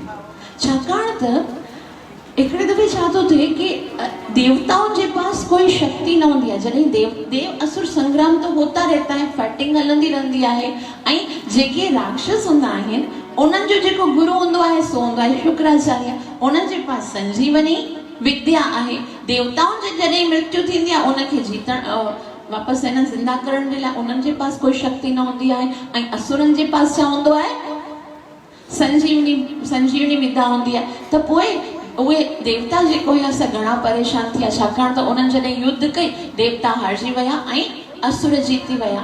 तॾहिं सभई देवता जेके हुया से भगवान जे पास विया ऐं भगवान सां प्रार्थना करण लॻा कि भगवान असां छा करियूं, दैतनि जे पास एॾी शक्ति आहे, संजीवनी विद्या बि आहे, असांजी त हानि थींदी आहे, ऐं असां उहे सभई वरी संजीवनी विद्या जे करे शुक्राचार्य उन्हनि खे वरी ज़िंदा करे छॾींदो आहे। भगवान जो हाणे तव्हां ईअं कयो कि हाणे समुद्र मंथन कंदासूं, ऐं समुद्र मंथन करण खां पोइ अमृत निकिरंदो न, पोइ अमृत जे करे तव्हां पीअंदा त तव्हां अमर थी वेंदा। तॾहिं देवताउं चयो असांजी त वैसे शक्ति घटि थी वई आहे, असां अकेला त अमृत मंथन करे नथा सघूं। भगवान जो पोइ ईअं कयो, असुरनि खे बि पाण सां मिली करे समुद्र खे मंथन कयो। तॾहिं देवताउं चयो वो असुर हमारे साथ क्यों मिलेंगे, हो एॾा शक्तिशाली आहिनि, असां त हारजी विया आहियूं। हो चवंदा असांखे अगरि अमृत जो मंथन करिणो आहे त पाण ई कयूं, तव्हां सां छो असां कयूं, संधि कयूं। त चई नहीं, अमां वञी करे उहो भगवान हिकिड़ो दृष्टांत ॾियनि था कि जीअं नांग और कूए पाण में दोस्ती कई हुई न, हिकिड़ी पिटारीअ में हिकिड़ी दफ़ा छा थियो, जो सांप पकड़ वारो हूंदो आहे न, हुते वियो जंगल में, सांप जे लाइ बीन वॼाई, नांग न मिलियसि, कूओ पकड़े छॾियईं। कूओ something is better than nothing. अंदर विधाई, थोड़ी देर खां अॻियां वियो त नांग बि मिलियसि ऐं नांग खे बि विधाई। हाणे पिटारी जे अंदर 2 आहिनि, नांग ऐं कूओ। नांग अगर चाहे तो कुएं के 1 सेकंड में खाई सके तो, लेकिन वो भी तो कैद था ना, उसको निकलना था।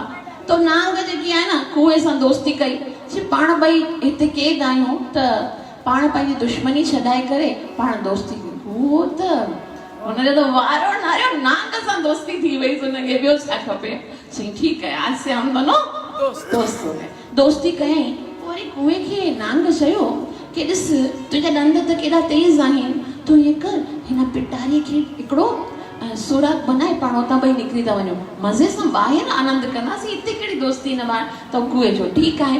कुओ जेको आहे नांग जे चवण ते पिटारीअ खे होल कयो ऐं नांग चवणु लॻो ॾिस तुंहिंजो त नंढो शरीर आहे न, अगरि तूं ॿाहिरि वई और ॿाहिरि उहो शिकारी वेठो हूंदो उहो तोखे वरी पकड़े छॾींदो, पहिरीं मूंखे वञण दे, मां ॿाहिरि वञा थो, अगर शिकारी मुझे देख भी लेगा तो मैं तो डस सकता हूँ, मां उनखे डसे छॾींदसि ऐं पोइ तूं आराम सां ॿाहिरि अचे।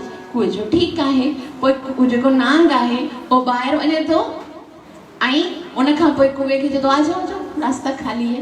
कुओ जॾहिं ॿाहिरि अचे थो और उनखे घप करे खाई थो वञे। भगवान ये स्टोरी मैं नहीं बता रही हूँ, भगवान बता रहे हैं देवताओं खे कि तव्हां बि ईअं करियो, मित्रता करियो, बाद में अमृत जेको आहे सो तव्हां पीओ।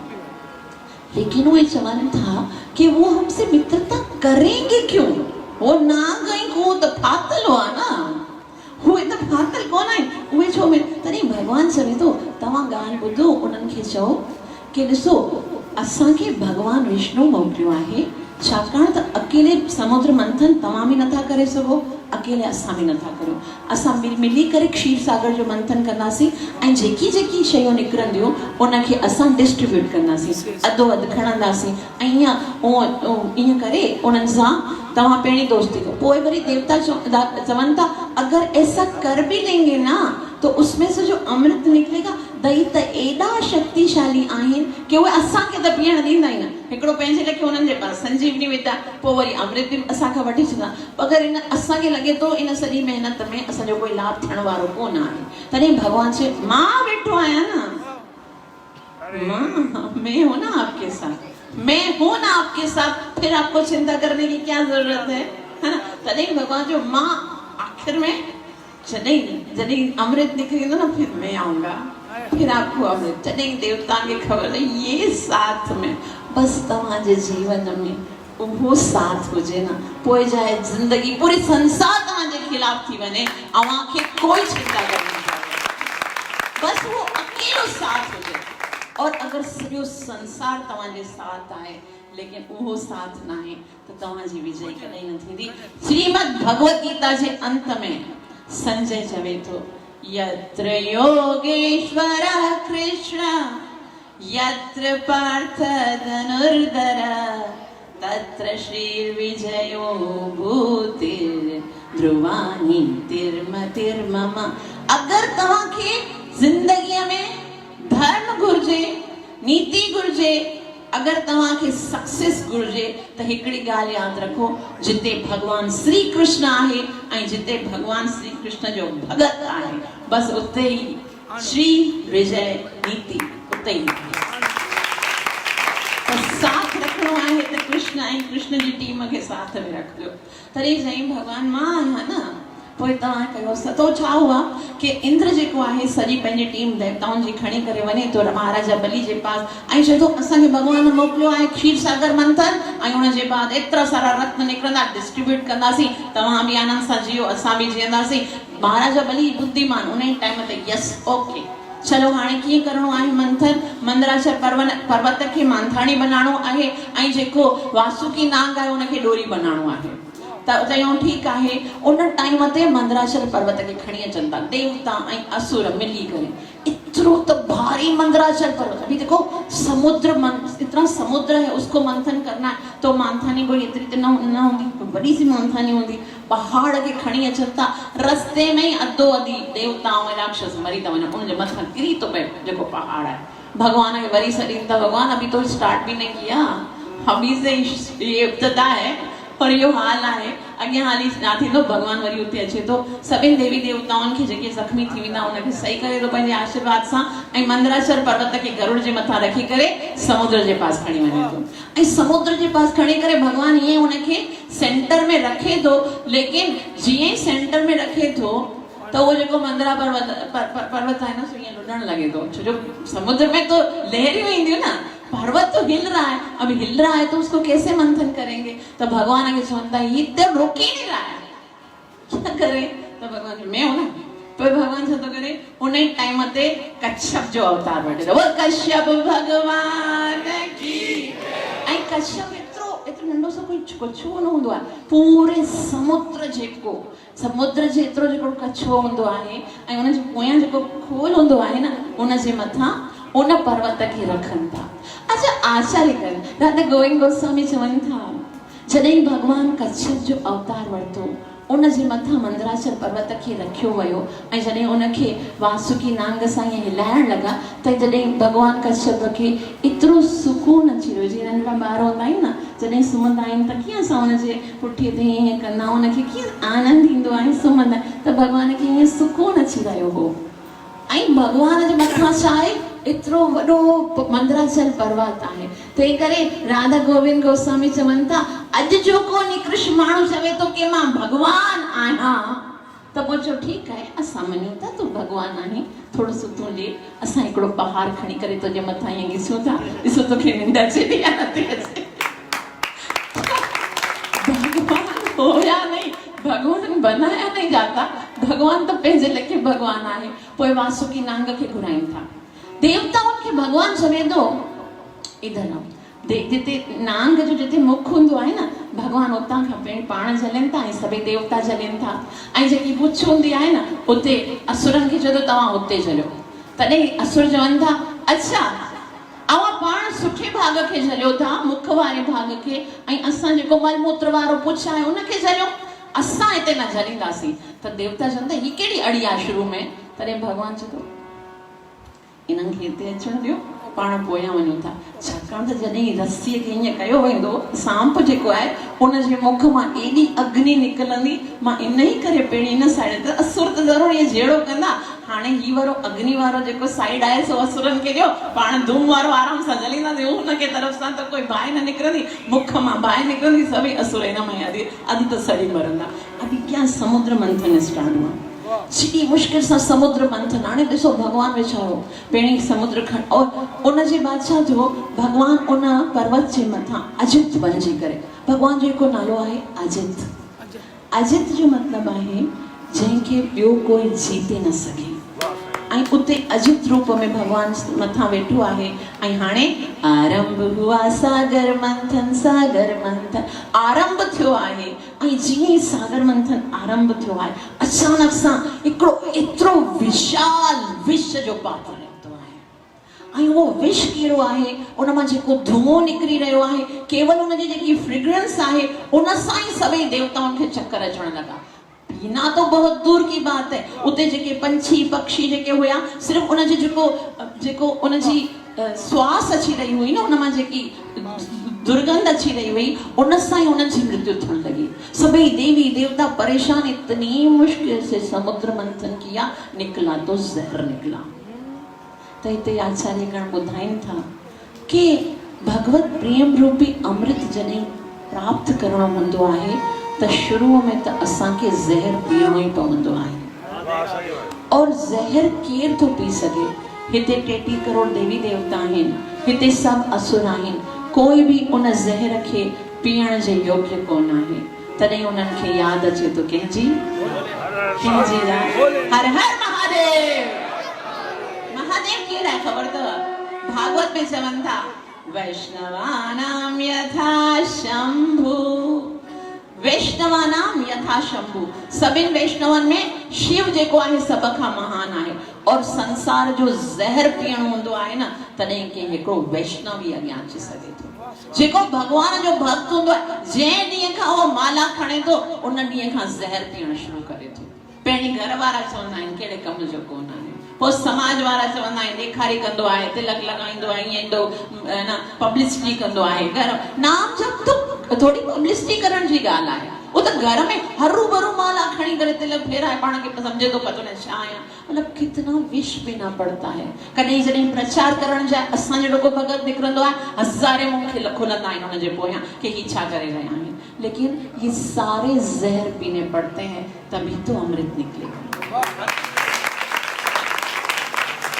हरे कृष्ण कृष्ण कृष्ण हरे हरे हरे राम राम राम हरे हरे हरे कृष्णा कृष्ण कृष्णा हरे हरे हरे राम राम राम हरे हरे। तो उन टाइम ते घणा ही रत्न निकता, चवनि था 14 रत्न समुद्र मंथन मां निकता। सभिनी खां पहिरीं हिकिड़ो ज़हर जॾहिं महादेव पी रहा थो वापसि जॾहिं अमृत मंथन शुरू थियो आहे त उन टाइम ते हिकिड़ो हाथी निकतो आहे, एरावत हाथी निकतो, सो इंद्र खयो। पोइ उच्च शर्वा गौरो निकतो आहे, सो राक्षसन खयो। उन खां पोइ हिकिड़ी कौस्तुभ मणि निकती आहे ऐं उहा कौस्तुभ मणि विष्णु भगवान जे गले में पहिराई वई।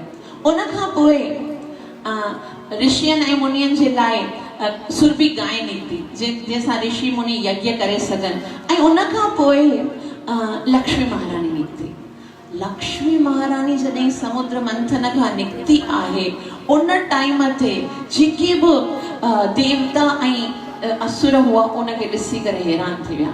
लक्ष्मी महारानी कमल जो गुल खणी करे निकिरे थी पई ऐं उन्हनि सभिनि खे समुद्र मंथन त विसरी वियो, अब ये चाहिए। लक्ष्मीअ खे भला किसको नहीं चाहिए?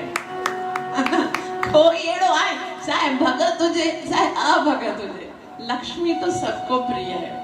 असांजे घर में माता जी ईंदी आहे, हुन जो नालो बि लक्ष्मी आहे, कम करण ईंदी आहे। मां चवंदी आहियां लक्ष्मी के बगैर तो मैं एक दिन भी नहीं रह सकती, क्योंकि लक्ष्मी न ईंदी आहे घर जी सफ़ाई मूंखे करणी पवंदी आहे। मां चवंदी आहियां लक्ष्मी न ईंदी त मुंहिंजे लाइ उन जे बगैर त मां हिकिड़ो ॾींहुं बि नथी रही सघां। साईं वरी चवंदो आहे लक्ष्मीअ जे बगैर भला हिकिड़ो ॾींहुं केरु थो रही सघे, छाकाणि त लक्ष्मी त सभु कुझु चाहिए। त लक्ष्मीअ खे सभई प्राप्त करण जी कोशिशि कनि था, लेकिन उन टाइम ते लक्ष्मी चवे थी कि मां त स्टार्ट खां ई मतिलबु पहिरीं खां ई विष्णु जी धरोहर आहियां। तंहिं करे लक्ष्मी महारानी जेकी आहे वरमाला विष्णु भगवान जे गले में विझे थी। ऐं उन खां पोइ घणा ई रत्न निकिरण खां पोइ अंत में धनवंतरी भगवान हिकिड़ो कलश खणी निकिरनि था जंहिंमें अमृत आहे। जीअं ई अमृत जो कलश खणी करे धनवंतरी भगवान निकता आहिनि, देवताओं ने धूम छोड़ी और असुरों ने मुख छोड़ा और सब उन अमृत खे उन खां वठण जी कोशिश करण लगा। जीअं ई अमृत जेको आहे असुरनि, छाकाणि त शक्ति हुई, असुरनि अमृत वरितो ऐं असुर त कॾहिं बि उनखे पी न सघनि, छाकाणि त वो उससे छीन रहा है, वो उससे छीन रहा है, वो उससे छीन रहा है। अमृत को फुटबॉल की तरह इधर उधर कर रहे, कोई पिए भी नथो। हाणे देवताओं तो परेशान थिया, भगवान खे चयो तुमने बोला था मैं आऊंगा, अभी तक नहीं आए, है ना? सही हो ना, हमने पहले ही बोला था अमृत निकलेगा तो छीन लेंगे, और हाणे ॾिसो हुए ही अमृत पीअण में नथा, हारे छॾींदा, जी महिनत ज़ाया थी वेंदी, तूं त कॾहिं ईंदे? भगवान चयो त ॾिसो हाणे मां थो अचां। त हीअं जहिड़ो हली रहियो हो ऐं उन टाइम ते भगवान जो हिकिड़ो स्वरूप प्रकट थियो आहे। भगवान जे लाइ चवनि था कि जॾहिं कृष्ण भगवान वृंदावन में रांदि कंदो हुयो, भगवान एतिरो सुंदर आहे भगवान जो स्वरूप कि ब्रह्मा जी चवनि था कंदर्प कोटि कमनीय विशेष शोभा। कंदर्प चवंदा आहिनि कामदेव खे, ऐं कामदेव जेको आहे उहो एतिरो सुंदर आहे, लेकिन उहो कामदेव बि जॾहिं भगवान श्री कृष्ण खे न, भगवान श्री कृष्ण जी परछाई खे ॾिसंदो आहे न, उन जी परछाई ॾिसी करे मूर्छित थी वेंदो आहे। तॾहिं सोचे सघो था कि कृष्ण केतिरो सुंदर हूंदो। ऐं ब्रह्मा जी चवे थो हिकिड़ो ॿ न, कंदर्प कोटि माना करोड़ो कामदेव तव्हांखे ॾिसी करे मूर्छित थी वेंदा आहिनि। ऐं वृंदावन में भगवान जा जेके ग्वाल बाल मित्र आहिनि न, उहे चवनि था कि कृष्ण तो केतिरो सुंदर आहे। हाणे उन्हनि खे ख़बर न आहे कि भगवान आहे। चितो तू लड़का बना है तो इतना सुंदर है कि सारे लोगों की नाक में दम कर रखा है। अगर ऊपर वाले ने तुझे लड़की बनाया होता तो ना जाने कितने लोग गला काट कर मर गए होते तुझे पाने के लिए। हाणे वो त्रिलोक सुंदर भगवान श्री कृष्ण स्त्री जे स्वरूप में अचे तो सोचे सघो था, जॾहिं वो पुरुष जे रूप में एतिरो आकर्षित आहे, तॾहिं वो मोहिनी अवतार में जॾहिं आयो आहे। वो मोहिनी अवतार भगवान की कमर आहे ऐं उनजे जेको वर्णन शुकदेव गोस्वामी करे थो वो हिते वर्णन त मां न कंदमि, लेकिन इतनी सुंदर लगे थी उसको देख कर सब अमृत को भूल गए। ऐं बस खाली उनजे पोयां पुछनि था पिया, हे सुंदरी तू काथों आई आहीं, कहिड़े ॻोठ जी आहीं, कंहिंजी धीउ आहीं? लेकिन वो तो हाणे टशन है, सब अॻियां पुठियां घुमनि था पिया, कोई जवाब ही नहीं है। वो कंहिंखे नथी ॾिसे, केॾे नथी निहारे, वो तो आप पहिरीं माना घूम रही है, पंहिंजी चोटी खे हिलाए थी, कॾहिं गुल हथ में घुलाए थी, कॾहिं न उन्हनि जी कंहिंजे बारे में कंहिंखे ॾिसे नथी कि कोई मुझसे बात कर रहा है। मतलब कोई फ्री थी तो ज़ाहिर सी ॻाल्हि आहे उहा थोड़ी उन सां फ्री थींदी, त उहा अॻियां वञे थी। वरी चवनि था कि हाणे इहा ॻाल्हाए कीअं, कुछ तो अहिड़ो कयूं कि असां सां ॻाल्हाए। तॾहिं असुर चवनि था, छो जो अमृत उन्हनि जे पास हुजे थो, असुर चवनि था देखो देवी हम असां ॿिन्हिनि में असां ॿई भाइर आहियूं, देवता दैत ॿई भाइर आहिनि। कंहिंजा पुट आहिनि? कश्यप मुनि, ॿ पत्नियूं आहिनि, दिति ऐं अदिति। दितिअ जा संतान केर आहिनि? राक्षस आहिनि। अदिति जा संतान देवता आहिनि। छो ॾिसो असां ॿई जहिड़ो नथा कयूं, भाइर आहियूं ॿई, अमृत निकितो आहे, असांखे बस डिस्ट्रीब्यूट करणो आहे। असांखे लॻे थो असां पाण जे हिक ॿिए सां डिस्ट्रीब्यूट कंदासीं त कंहिंसां नाइंसाफ़ी न थी वञे। त हाणे तव्हां आया आहियो, असां चयूं था त इहो कमु तव्हां कयो, ऐं ईअं कयो असां सभिनि खे इहो अमृत जेको आहे सो बराबर पीआरियो। हाणे पहिरीं दफ़ा मोहिनी ॻाल्हाए थी ऐं चवे थी, हे कश्यप पुत्रो तव्हांखे मुंहिंजे मथां एतिरो भरोसो छो आहे? तव्हांखे कीअं थो लॻे त मां हिक जेतिरो डिस्ट्रीब्यूट कंदसि? और मूंखे त डिस्ट्रीब्यूशन जो कमु ईंदो ई न आहे, ऐं मुंहिंजा कंधा एतिरा कोमल आहिनि, मां त इहो अमृत जो कलश डिस्ट्रीब्यूट बि नथी करे सघां। और तव्हां ना बाबा एतिरा ख़तरनाक ॾिसण में था अचो, जेकॾहिं कंहिंखे थोरो अधु वधि मिली वियो पोइ त तव्हां मूंखे खाई वेंदा। ना बाबा न, मूंखे इहो कमु न करणो। तॾहिं देवता ऐं राक्षस जेके आहिनि से हथ जोड़े चवनि, न असां सॼी ऑथोरिटी तोखे ॾिनी आहे, जीअं तोखे वणे, जंहिंखे वणे प्यार, जंहिंखे न वणे प्यार, जंहिंखे थोड़ो बड़ो प्यार हुजे, जंहिंखे तू बस खाली प्यार, तू खाली असांजे साथ, असां में डिस्ट्रीब्यूशन में तू असांजो साथ ॾे, बाक़ी जंहिंखे जेतिरो प्यार न असां कोई कंप्लेन न कंदासीं, तू प्यार असांखे। तॾहिं मोहिनी चवे थी, ठीकु आहे, जेकॾहिं तव्हां एॾो फोर्स कयो था त मां इहो वॾो मुश्किल कमु आहे लेकिन करण लाइ तयारु आहियां, लेकिन तव्हां एॾी देरि खां स्ट्रगल कई आहे न त तव्हां मां घणी बदबू अची रही आहे, मतिलबु पसीने जी। तव्हां ईअं कयो, भई सनानु करे अचो, सनानु करे पोइ तव्हां भई सभई जल्दी सनानु करे अचनि था, फ्रेश थी करे पोइ चवनि था, अब दोनों पंक्ति बांध कर बैठ जाइए, देवता इस ओर और दानव इस ओर। हाणे सभई वेही था रहनि और मोहिनीअ जी सुंदरता उनखे ॾिसी बसि उन्हनि खे सभु कुझु विसरी वियो हूंदो आहे। पोइ मोहिनी चवे थी राक्षसनि खे, महाराज बली खे चवे थी, ॾिस इहो जेको अमृत जो कलश आहे न, इन में मथां वारो जेको अमृत आहे न सो पट्टो आहे बिल्कुलु, हेठां त निज गाढ़ नेक्टर हेठां आहे न, त मां ईअं थी कयां कि मथां वारो जेको पतलो पत्तो आहे सो कंहिंखे प्यारा थी? देवताउनि खे प्यारा थी। बाक़ी जेको अंदर जो नेक्टर आहे, जेको वास्तविक अमृत आहे सो तव्हांखे प्यार मंज़ूर आहे न। पहिरीं भले उन्हनि खे पोइ पता भई तव्हां में वरी कुझु चओ न पुठियां, न तूं जीअं कर, जीअं बि कर, असांखे मंज़ूर आहे। पोइ मोहिनी जेकी आहे सा अमृत प्यारण शुरू थी करे। अमृत खाली देवताउनि खे दैत पिया ॾिसनि।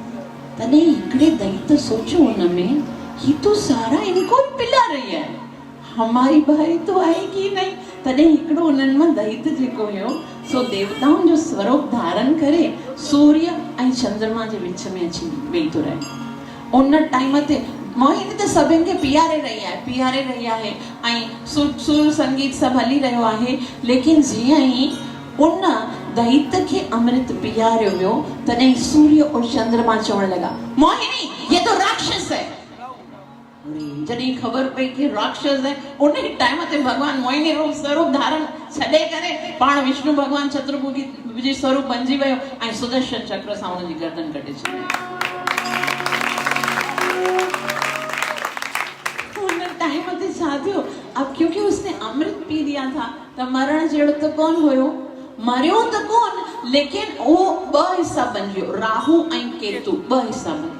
चवंदा आहिनि उन टाइम ते जॾहिं उनखे सुदर्शन चक्र सां उन जी गर्दन कटी आहे त उन जो ब्लड जेको आहे सो धरतीअ ते किरियो आहे ऐं उन जो जेको ब्लड निकितो आहे, रक्त जेको धरतीअ ते किरियो आहे, उन रक्त सां थूम ऐं बसर बणिया आहिनि।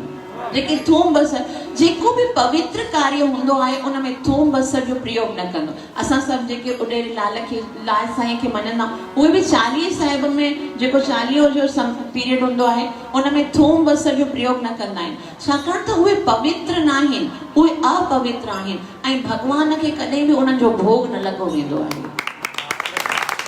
छाकाणि त उन में असुर जी वृत्ति आहे। चवंदा आहिनि न जहिड़ो अन्न तहिड़ो मन।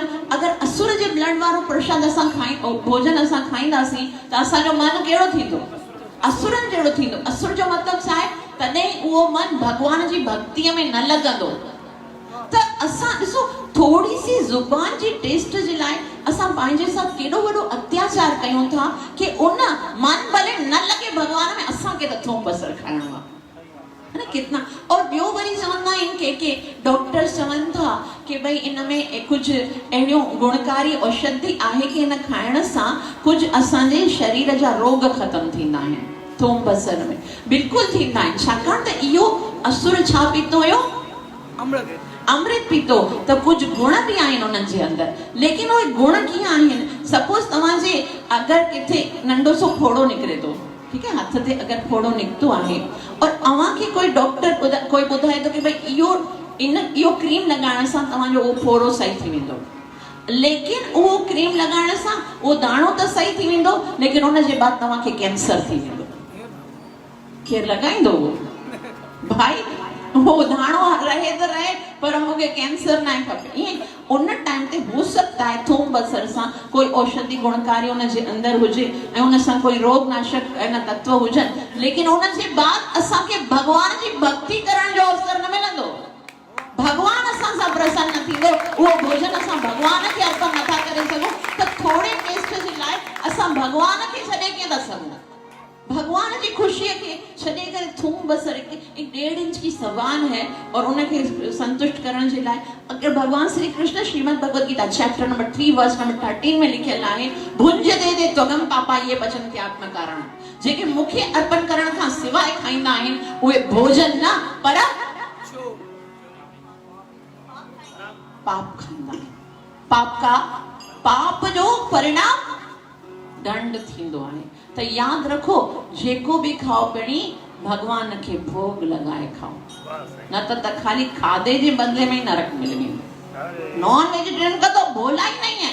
वेजिटेरियन भोजन भी भोग करने लगता है तो वो खाने योग्य नहीं होता है, पाप होता है। ऐं असां अहिड़नि संतनि जे साथ हिते वेठा आहियूं, जीअं मां पहिरें ॾींहुं आई हुयमि, मूंखे ख़बर पई कि भोजन में थूम बसर पियो आहे, त असां चयोसीं भगवान खे त भोग न लॻंदो, लेकिन बाबा साईं एतिरी कृपा कई कि हाणे रोज़ाना थूम बसर जे बग़ैर प्रसाद। याद रखो कथा जो जेको प्रभाव आहे न ॿिनि तरह सां थींदो आहे। हिकिड़ो त उहे शब्द प्रभाव कंदा आहिनि ऐं उन खां पोइ जेको असां भंडारो खाईंदा आहियूं न उनखे चवंदा आहिनि प्रसाद, है ना। असांजे घर में इहो जेके जॾहिं चांवर दाल पालक सभु कुझु बंदी उनखे भोजन चवंदा आहिनि, लेकिन मंदिर में जॾहिं उहो ई बणजंदो आहे उनखे छा चवंदा आहिनि? प्रसाद जो मतिलबु छा आहे? प्र सां प्रभु, स सां साक्षात, द सां कृपा, या साक्षात भगवान जी कृपा आहे। ही कोई भोजन न आहे। तंहिं करे जेतिरो थी सघे मंदिर में उहो प्रसाद बनाइजे थूम बसर जे बगैर ऐं उनखे पहिरीं भगवान खे भोग लॻाए पोइ तव्हां खारायो। असांजा श्रील प्रभुपाद जी चवनि था प्रचार एतिरो ज्यादा, उन में प्रचार में पावर न आहे जेतिरो प्रसाद में आहे। छाकाणि तव्हां में केतिरा ई हूंदा जेके प्रचार सां बोर थी सघनि था, प्रसाद सां बेजार थी सकन था, मगर प्रसाद को तो सब प्रेम से ग्रहण करते हैं। हरे कृष्णा कृष्णा कृष्णा हरे हरे, हरे राम राम राम हरे हरे। उन खां पोइ जॾहिं सब अमृत मोहिनीअ देवताउनि खे प्यारे छॾियो तॾहिं वरी हिकिड़ो खूबसूरत युद्ध थियो आहे जंहिंखे चवनि था देव असुर संग्राम। एतिरो त महाभयंकर युद्ध थियो आहे, छाकाणि त हाणे त सभिनि देवताउनि छा पीतो आहे? अमृत पीतो आहे। देवताउनि सभिनि जेके बि दैत हुया उन्हनि खे मारे ऐं महाराजा बलि जेको आहे उनखे बि मूर्छित करे छॾियां ऐं उन सभई दैत मूर्छित थी विया। देवताओ जेके आहे सा विजय थी करे वञी पंहिंजे स्वर्ग ते राज कयां ऐं जेके ॿिया देवता राक्षस बताओ मूर्छित महाराजा बलि खे वठी करे वञनि था शुक्राचार्य जे पास ऐं शुक्राचार्य जे पास त संजीवनी विद्या हुई। उन वरी संजीवनी विद्या जे द्वारा उन महाराजा बलिअ खे पुनर्जीवित करे सघियो। देवराज इंद्र खे वञी नारद चयो कि हाणे तव्हांखे तव्हांजो राज्य मिली वियो, तव्हांखे अमृत मिली वियो, हाणे तव्हां युद्ध छो था करियो? देवताउनि खे अवां पंहिंजे स्वर्ग में आनंद कयो ऐं दैतनि खे पंहिंजो आनंद करण जो दैतनि जो विनाश छो था कयो? उन्हनि खे विनाश न कयो। तॾहिं उन खां पोइ जेके आहिनि महाराजा बलि जेको आहे जॾहिं वापसि जीवित थियो तॾहिं उन सोचियो हाणे त देवता वॾा बलवान थी विया आहिनि, तंहिं करे मूंखे बि पंहिंजी शक्तिअ खे वधाइणु घुरिजे। तॾहिं महाराजा बलि हिकिड़ो एतिरो त महा सुंदर यज्ञ कयो आहे ऐं उन यज्ञ में हिकिड़ो दिव्य रथ निकितो आहे ऐं उन सां गॾु गॾु उन यज्ञ मां त्रिकश निकितो, ध्वजा, कवच। महाराजा बलि जेको आहे उन टाइम ते पंहिंजे ॾाॾे प्रहलाद खे पुकारियो। प्रहलाद महाराज प्रकट थियो ऐं पंहिंजे पोते खे एतिरो सुंदर यज्ञ कंदो ॾिसी करे एतिरो त ख़ुशि थियो ऐं उनखे कॾहिं न मुरझाइण वारी हिकिड़ी माला प्रदान कई ऐं गुरु शुक्राचार्य उनखे शंख बजाए करे चयो कि हाणे असांजे पास एतिरी शक्ति अची वई आहे कि असां वरी वञी करे स्वर्ग ते आक्रमण करे सघूं था।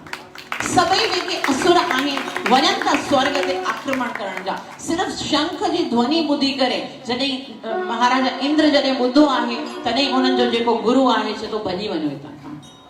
हाणे त देवताउनि खे बृहस्पति चवे थो कि तव्हांजी शक्ति एतिरी उन्हनि जी दैतनि जी वधी वई आहे कि तव्हीं इन समय महाराजा बलिअ खां पुॼी न सघंदा। तंहिं करे उन्हनि विश्वजीत यज्ञ कयो आहे त हाणे उन्हनि जे मथां पंहिंजे गुरुअ जो बि कृपा आहे। तंहिं करे तव्हांजे लाइ भलाई इहा ई आहे, अभी तुम्हारा टाइम अच्छा नहीं चल रहा है, स्वर्ग को छोड़ के चले जाओ। हाणे इन्हनि खे राक्षसनि खे हिते राज करण ॾियो त स्वर्ग हाणे छा कनि? पंहिंजे गुरुअ बि इहा ई ॾिनी अथनि सलाह त सभई जेके देवता हुया स्वर्ग छॾे करे भॼी विया ऐं जेके महाराजा बलि आहे इंद्रासन खाली अची वेही आराम सां, युद्ध बि न करण पई। लेकिन उन टाइम ते उनखे पंहिंजे गुरुअ चयो ॾिस तव्हां इंद्रासन ते वेठा था आहियो पर इहो लीगली सही कोन आहे। माना ऑफिशियली इंद्रासन ॿिनि तरीक़े सां मिली सघे थो, या त 100 यज्ञ करना पवंदा या फिर इंद्र को हराना पड़ेगा। या तो इंद्र के हराए करे स्वर्ग प्राप्त करो या तो 100 यज्ञ करो। आपने 100 यज्ञ भी नहीं करे और इंद्र के भी हरायो कोन, मतलब तव्हां लीगली न वेठा आहियो, कोई भी तरीके से तव्हांखे हटाए सघे थो। अब इंद्र का आहे कोने खबर न कारे भॼी वियो। अब क्या करना चाहिए?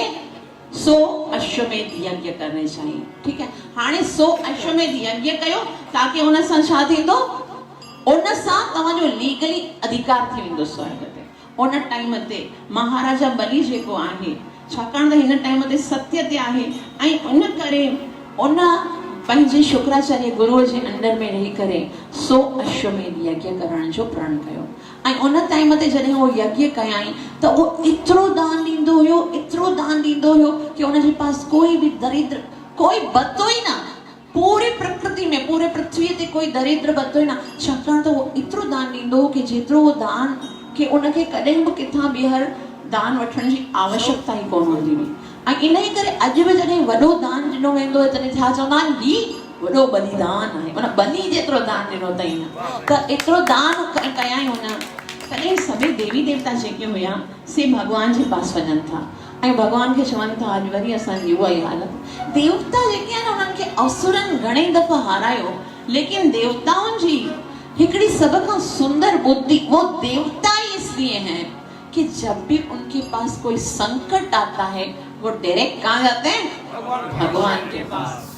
देवताउनि जे मथां जॾहिं कोई संकट ईंदो आहे भगवान जे पास ईंदा आहिनि, असुरनि जे मथां संकट ईंदो आहे भगवान खे जॾहिं किथे भी वेंदा आहिनि। बस यही डिफरेंस है।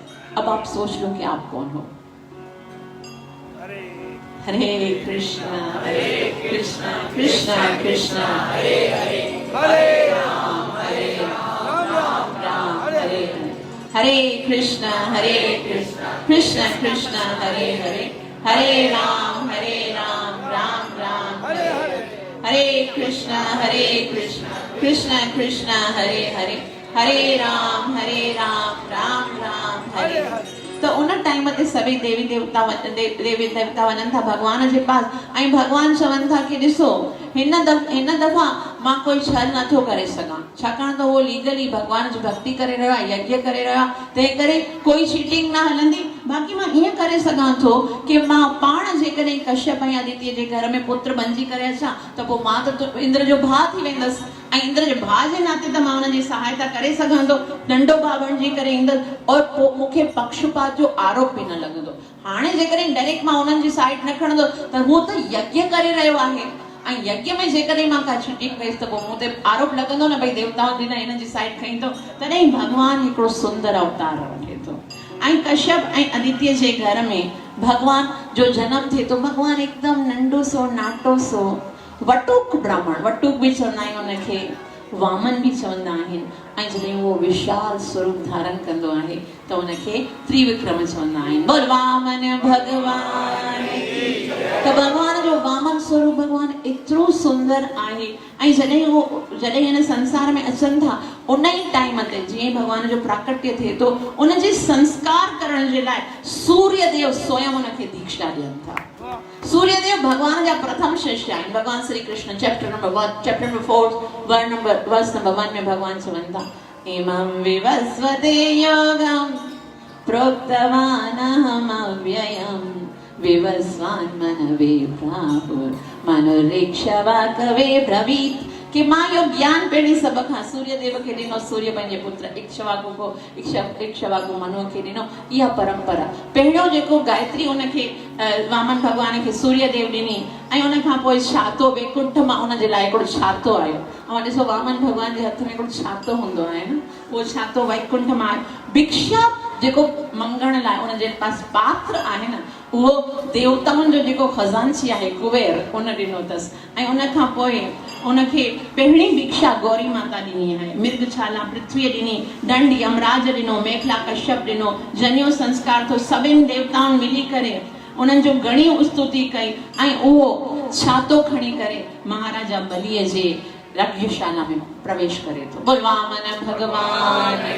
जॾहिं महाराजा बली जे यज्ञशाला में वामन भगवान प्रकट थियनि था उनखे ॾिसी करे बली महाराज एतिरो आनंदित थिए थो, छाकाणि त भगवान जो स्वरूप हिकिड़ो त भगवान आहे ऐं एतिरो नंढो सो बालक, एतिरा सुंदर वार आहिनि, बिल्कुलु नंढो सो लॻे थो। उनखे ॾिसी करे बली महाराज खे हृदय में एतिरो प्रेम उत्पन्न थिए थो ऐं चवे थो मां ॾाढो प्रसन्न थियो आहियां। त महाराजा बली एतिरी प्रशंसा कनि था, बली जी एतिरी प्रशंसा कनि था वामन भगवान। हाणे नंढड़ो सो ॿार जेकॾहिं कंहिंजी प्रशंसा करे त तव्हां त एॾे सुंदर कुल में जनम वरितो आहे, तव्हां केतिरो सुंदर यज्ञ करे रहिया आहियो, तव्हां केतिरो सभिनि खे दान ॾेई रहिया आहियो, तव्हां त पंहिंजे पूर्वजनि जो नालो रोशन कर। एतिरी प्रशंसा उहो ॿुधी करे गदगद थो थिए पियो महाराजा बली ऐं चवे थो मां ॾाढो प्रसन्न थियो आहियां। गुर तोखे छा घुरणो आहे? तोखे त्रिलोक में जेको बि घुर्जे, अगर तोखे सुंदर स्त्री घुर्जे, अगर तोखे ब्रह्मा जो राज्य घुर्जे, तोखे स्वर्ग घुर्जे, तोखे जेको घुर्जे मां तुंहिंजे मथां न्यौछावर करे सघां, ॿुधाए तोखे घुर्जे छा?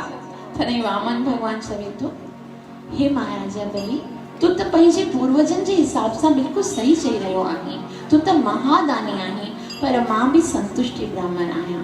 मूंखे लालच कोन आहे, मूंखे त बसि 2 पग धरती घुर्जे जंहिं ते मां पंहिंजी सेवा साधना करे सघां।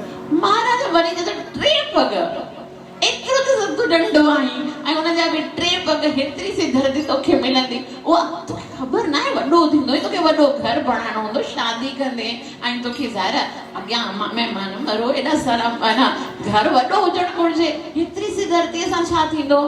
तोखे मां वॾो यबिया पे खड़े हो ना, जितना भी दिख रहा है वो सारी पृथ्वी तुम्हारी।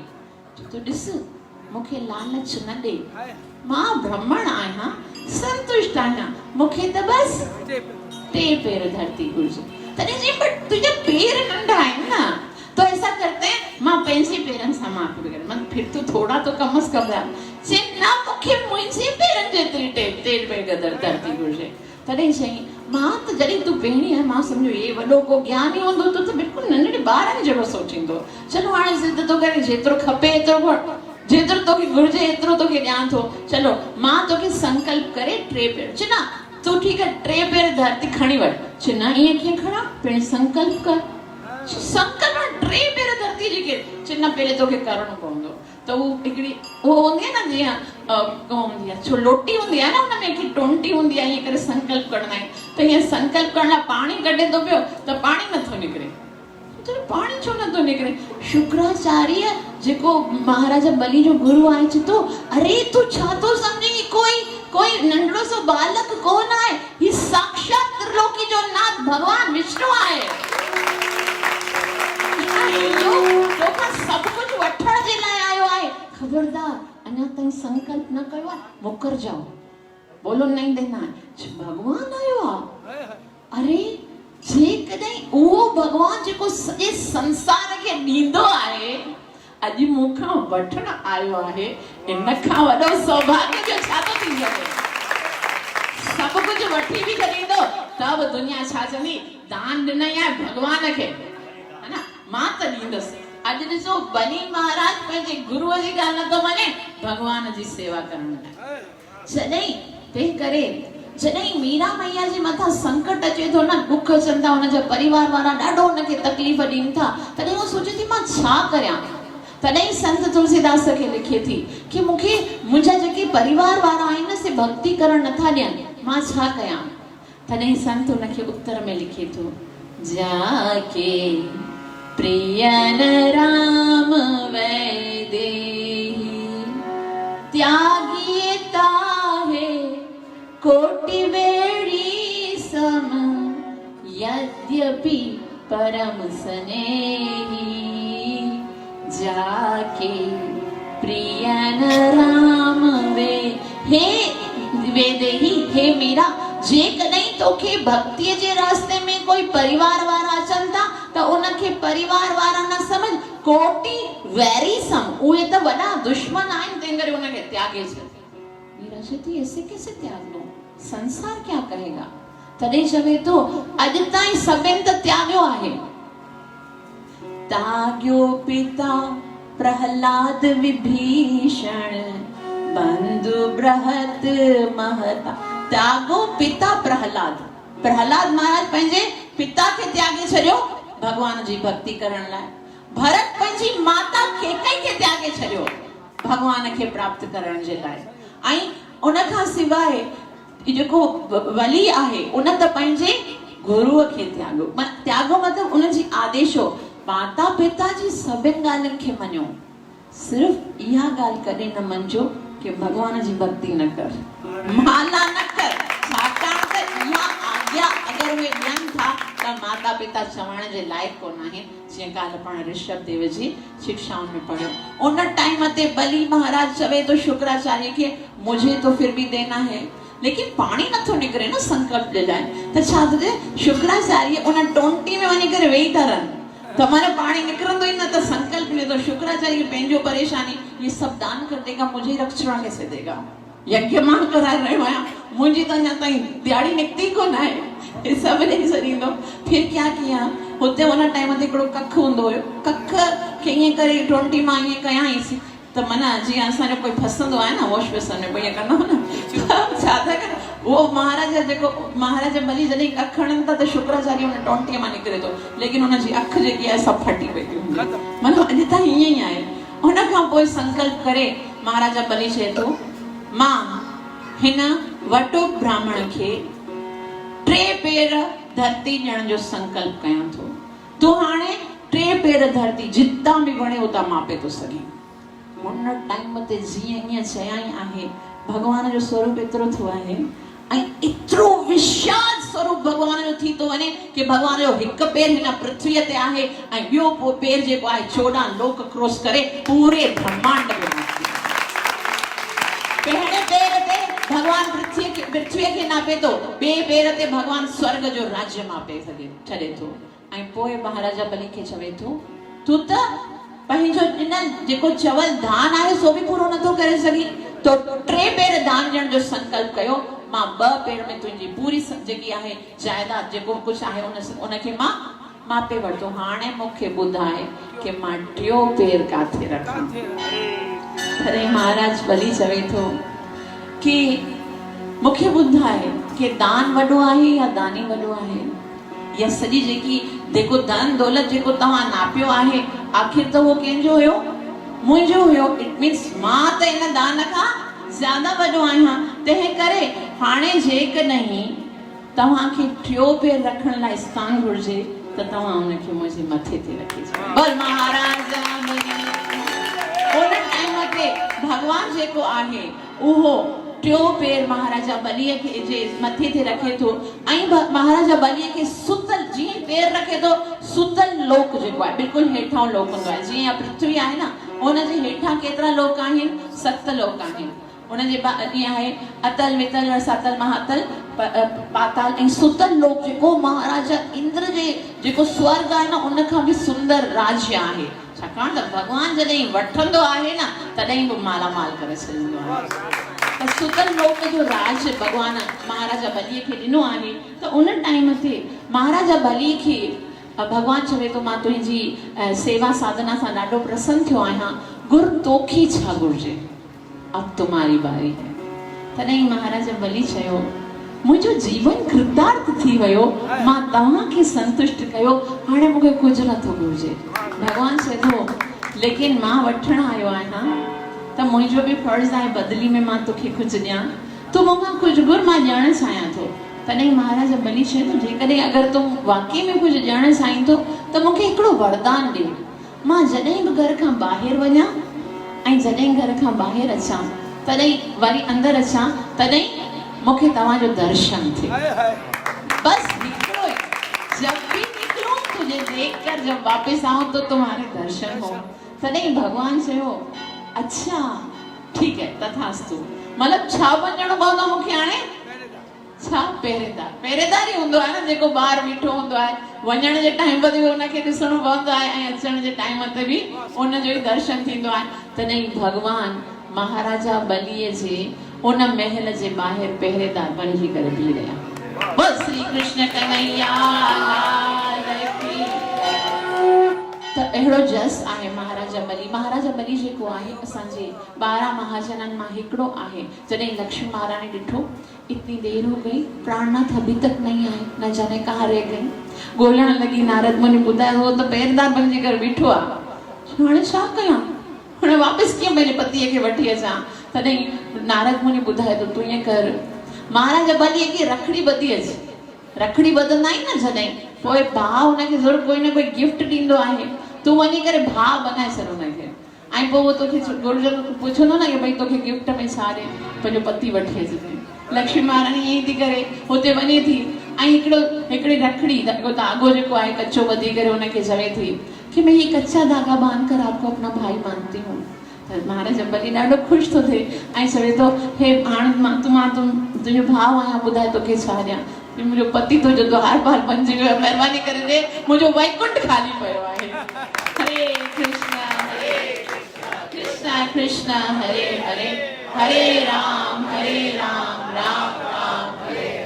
ईअं महाराजा बलीअ खे भगवान जस ॾिनो ऐं पोइ पाण वैकुंठ में हली विया। हिते 8हों सिकंद जेको आहे सो पूरो थियो।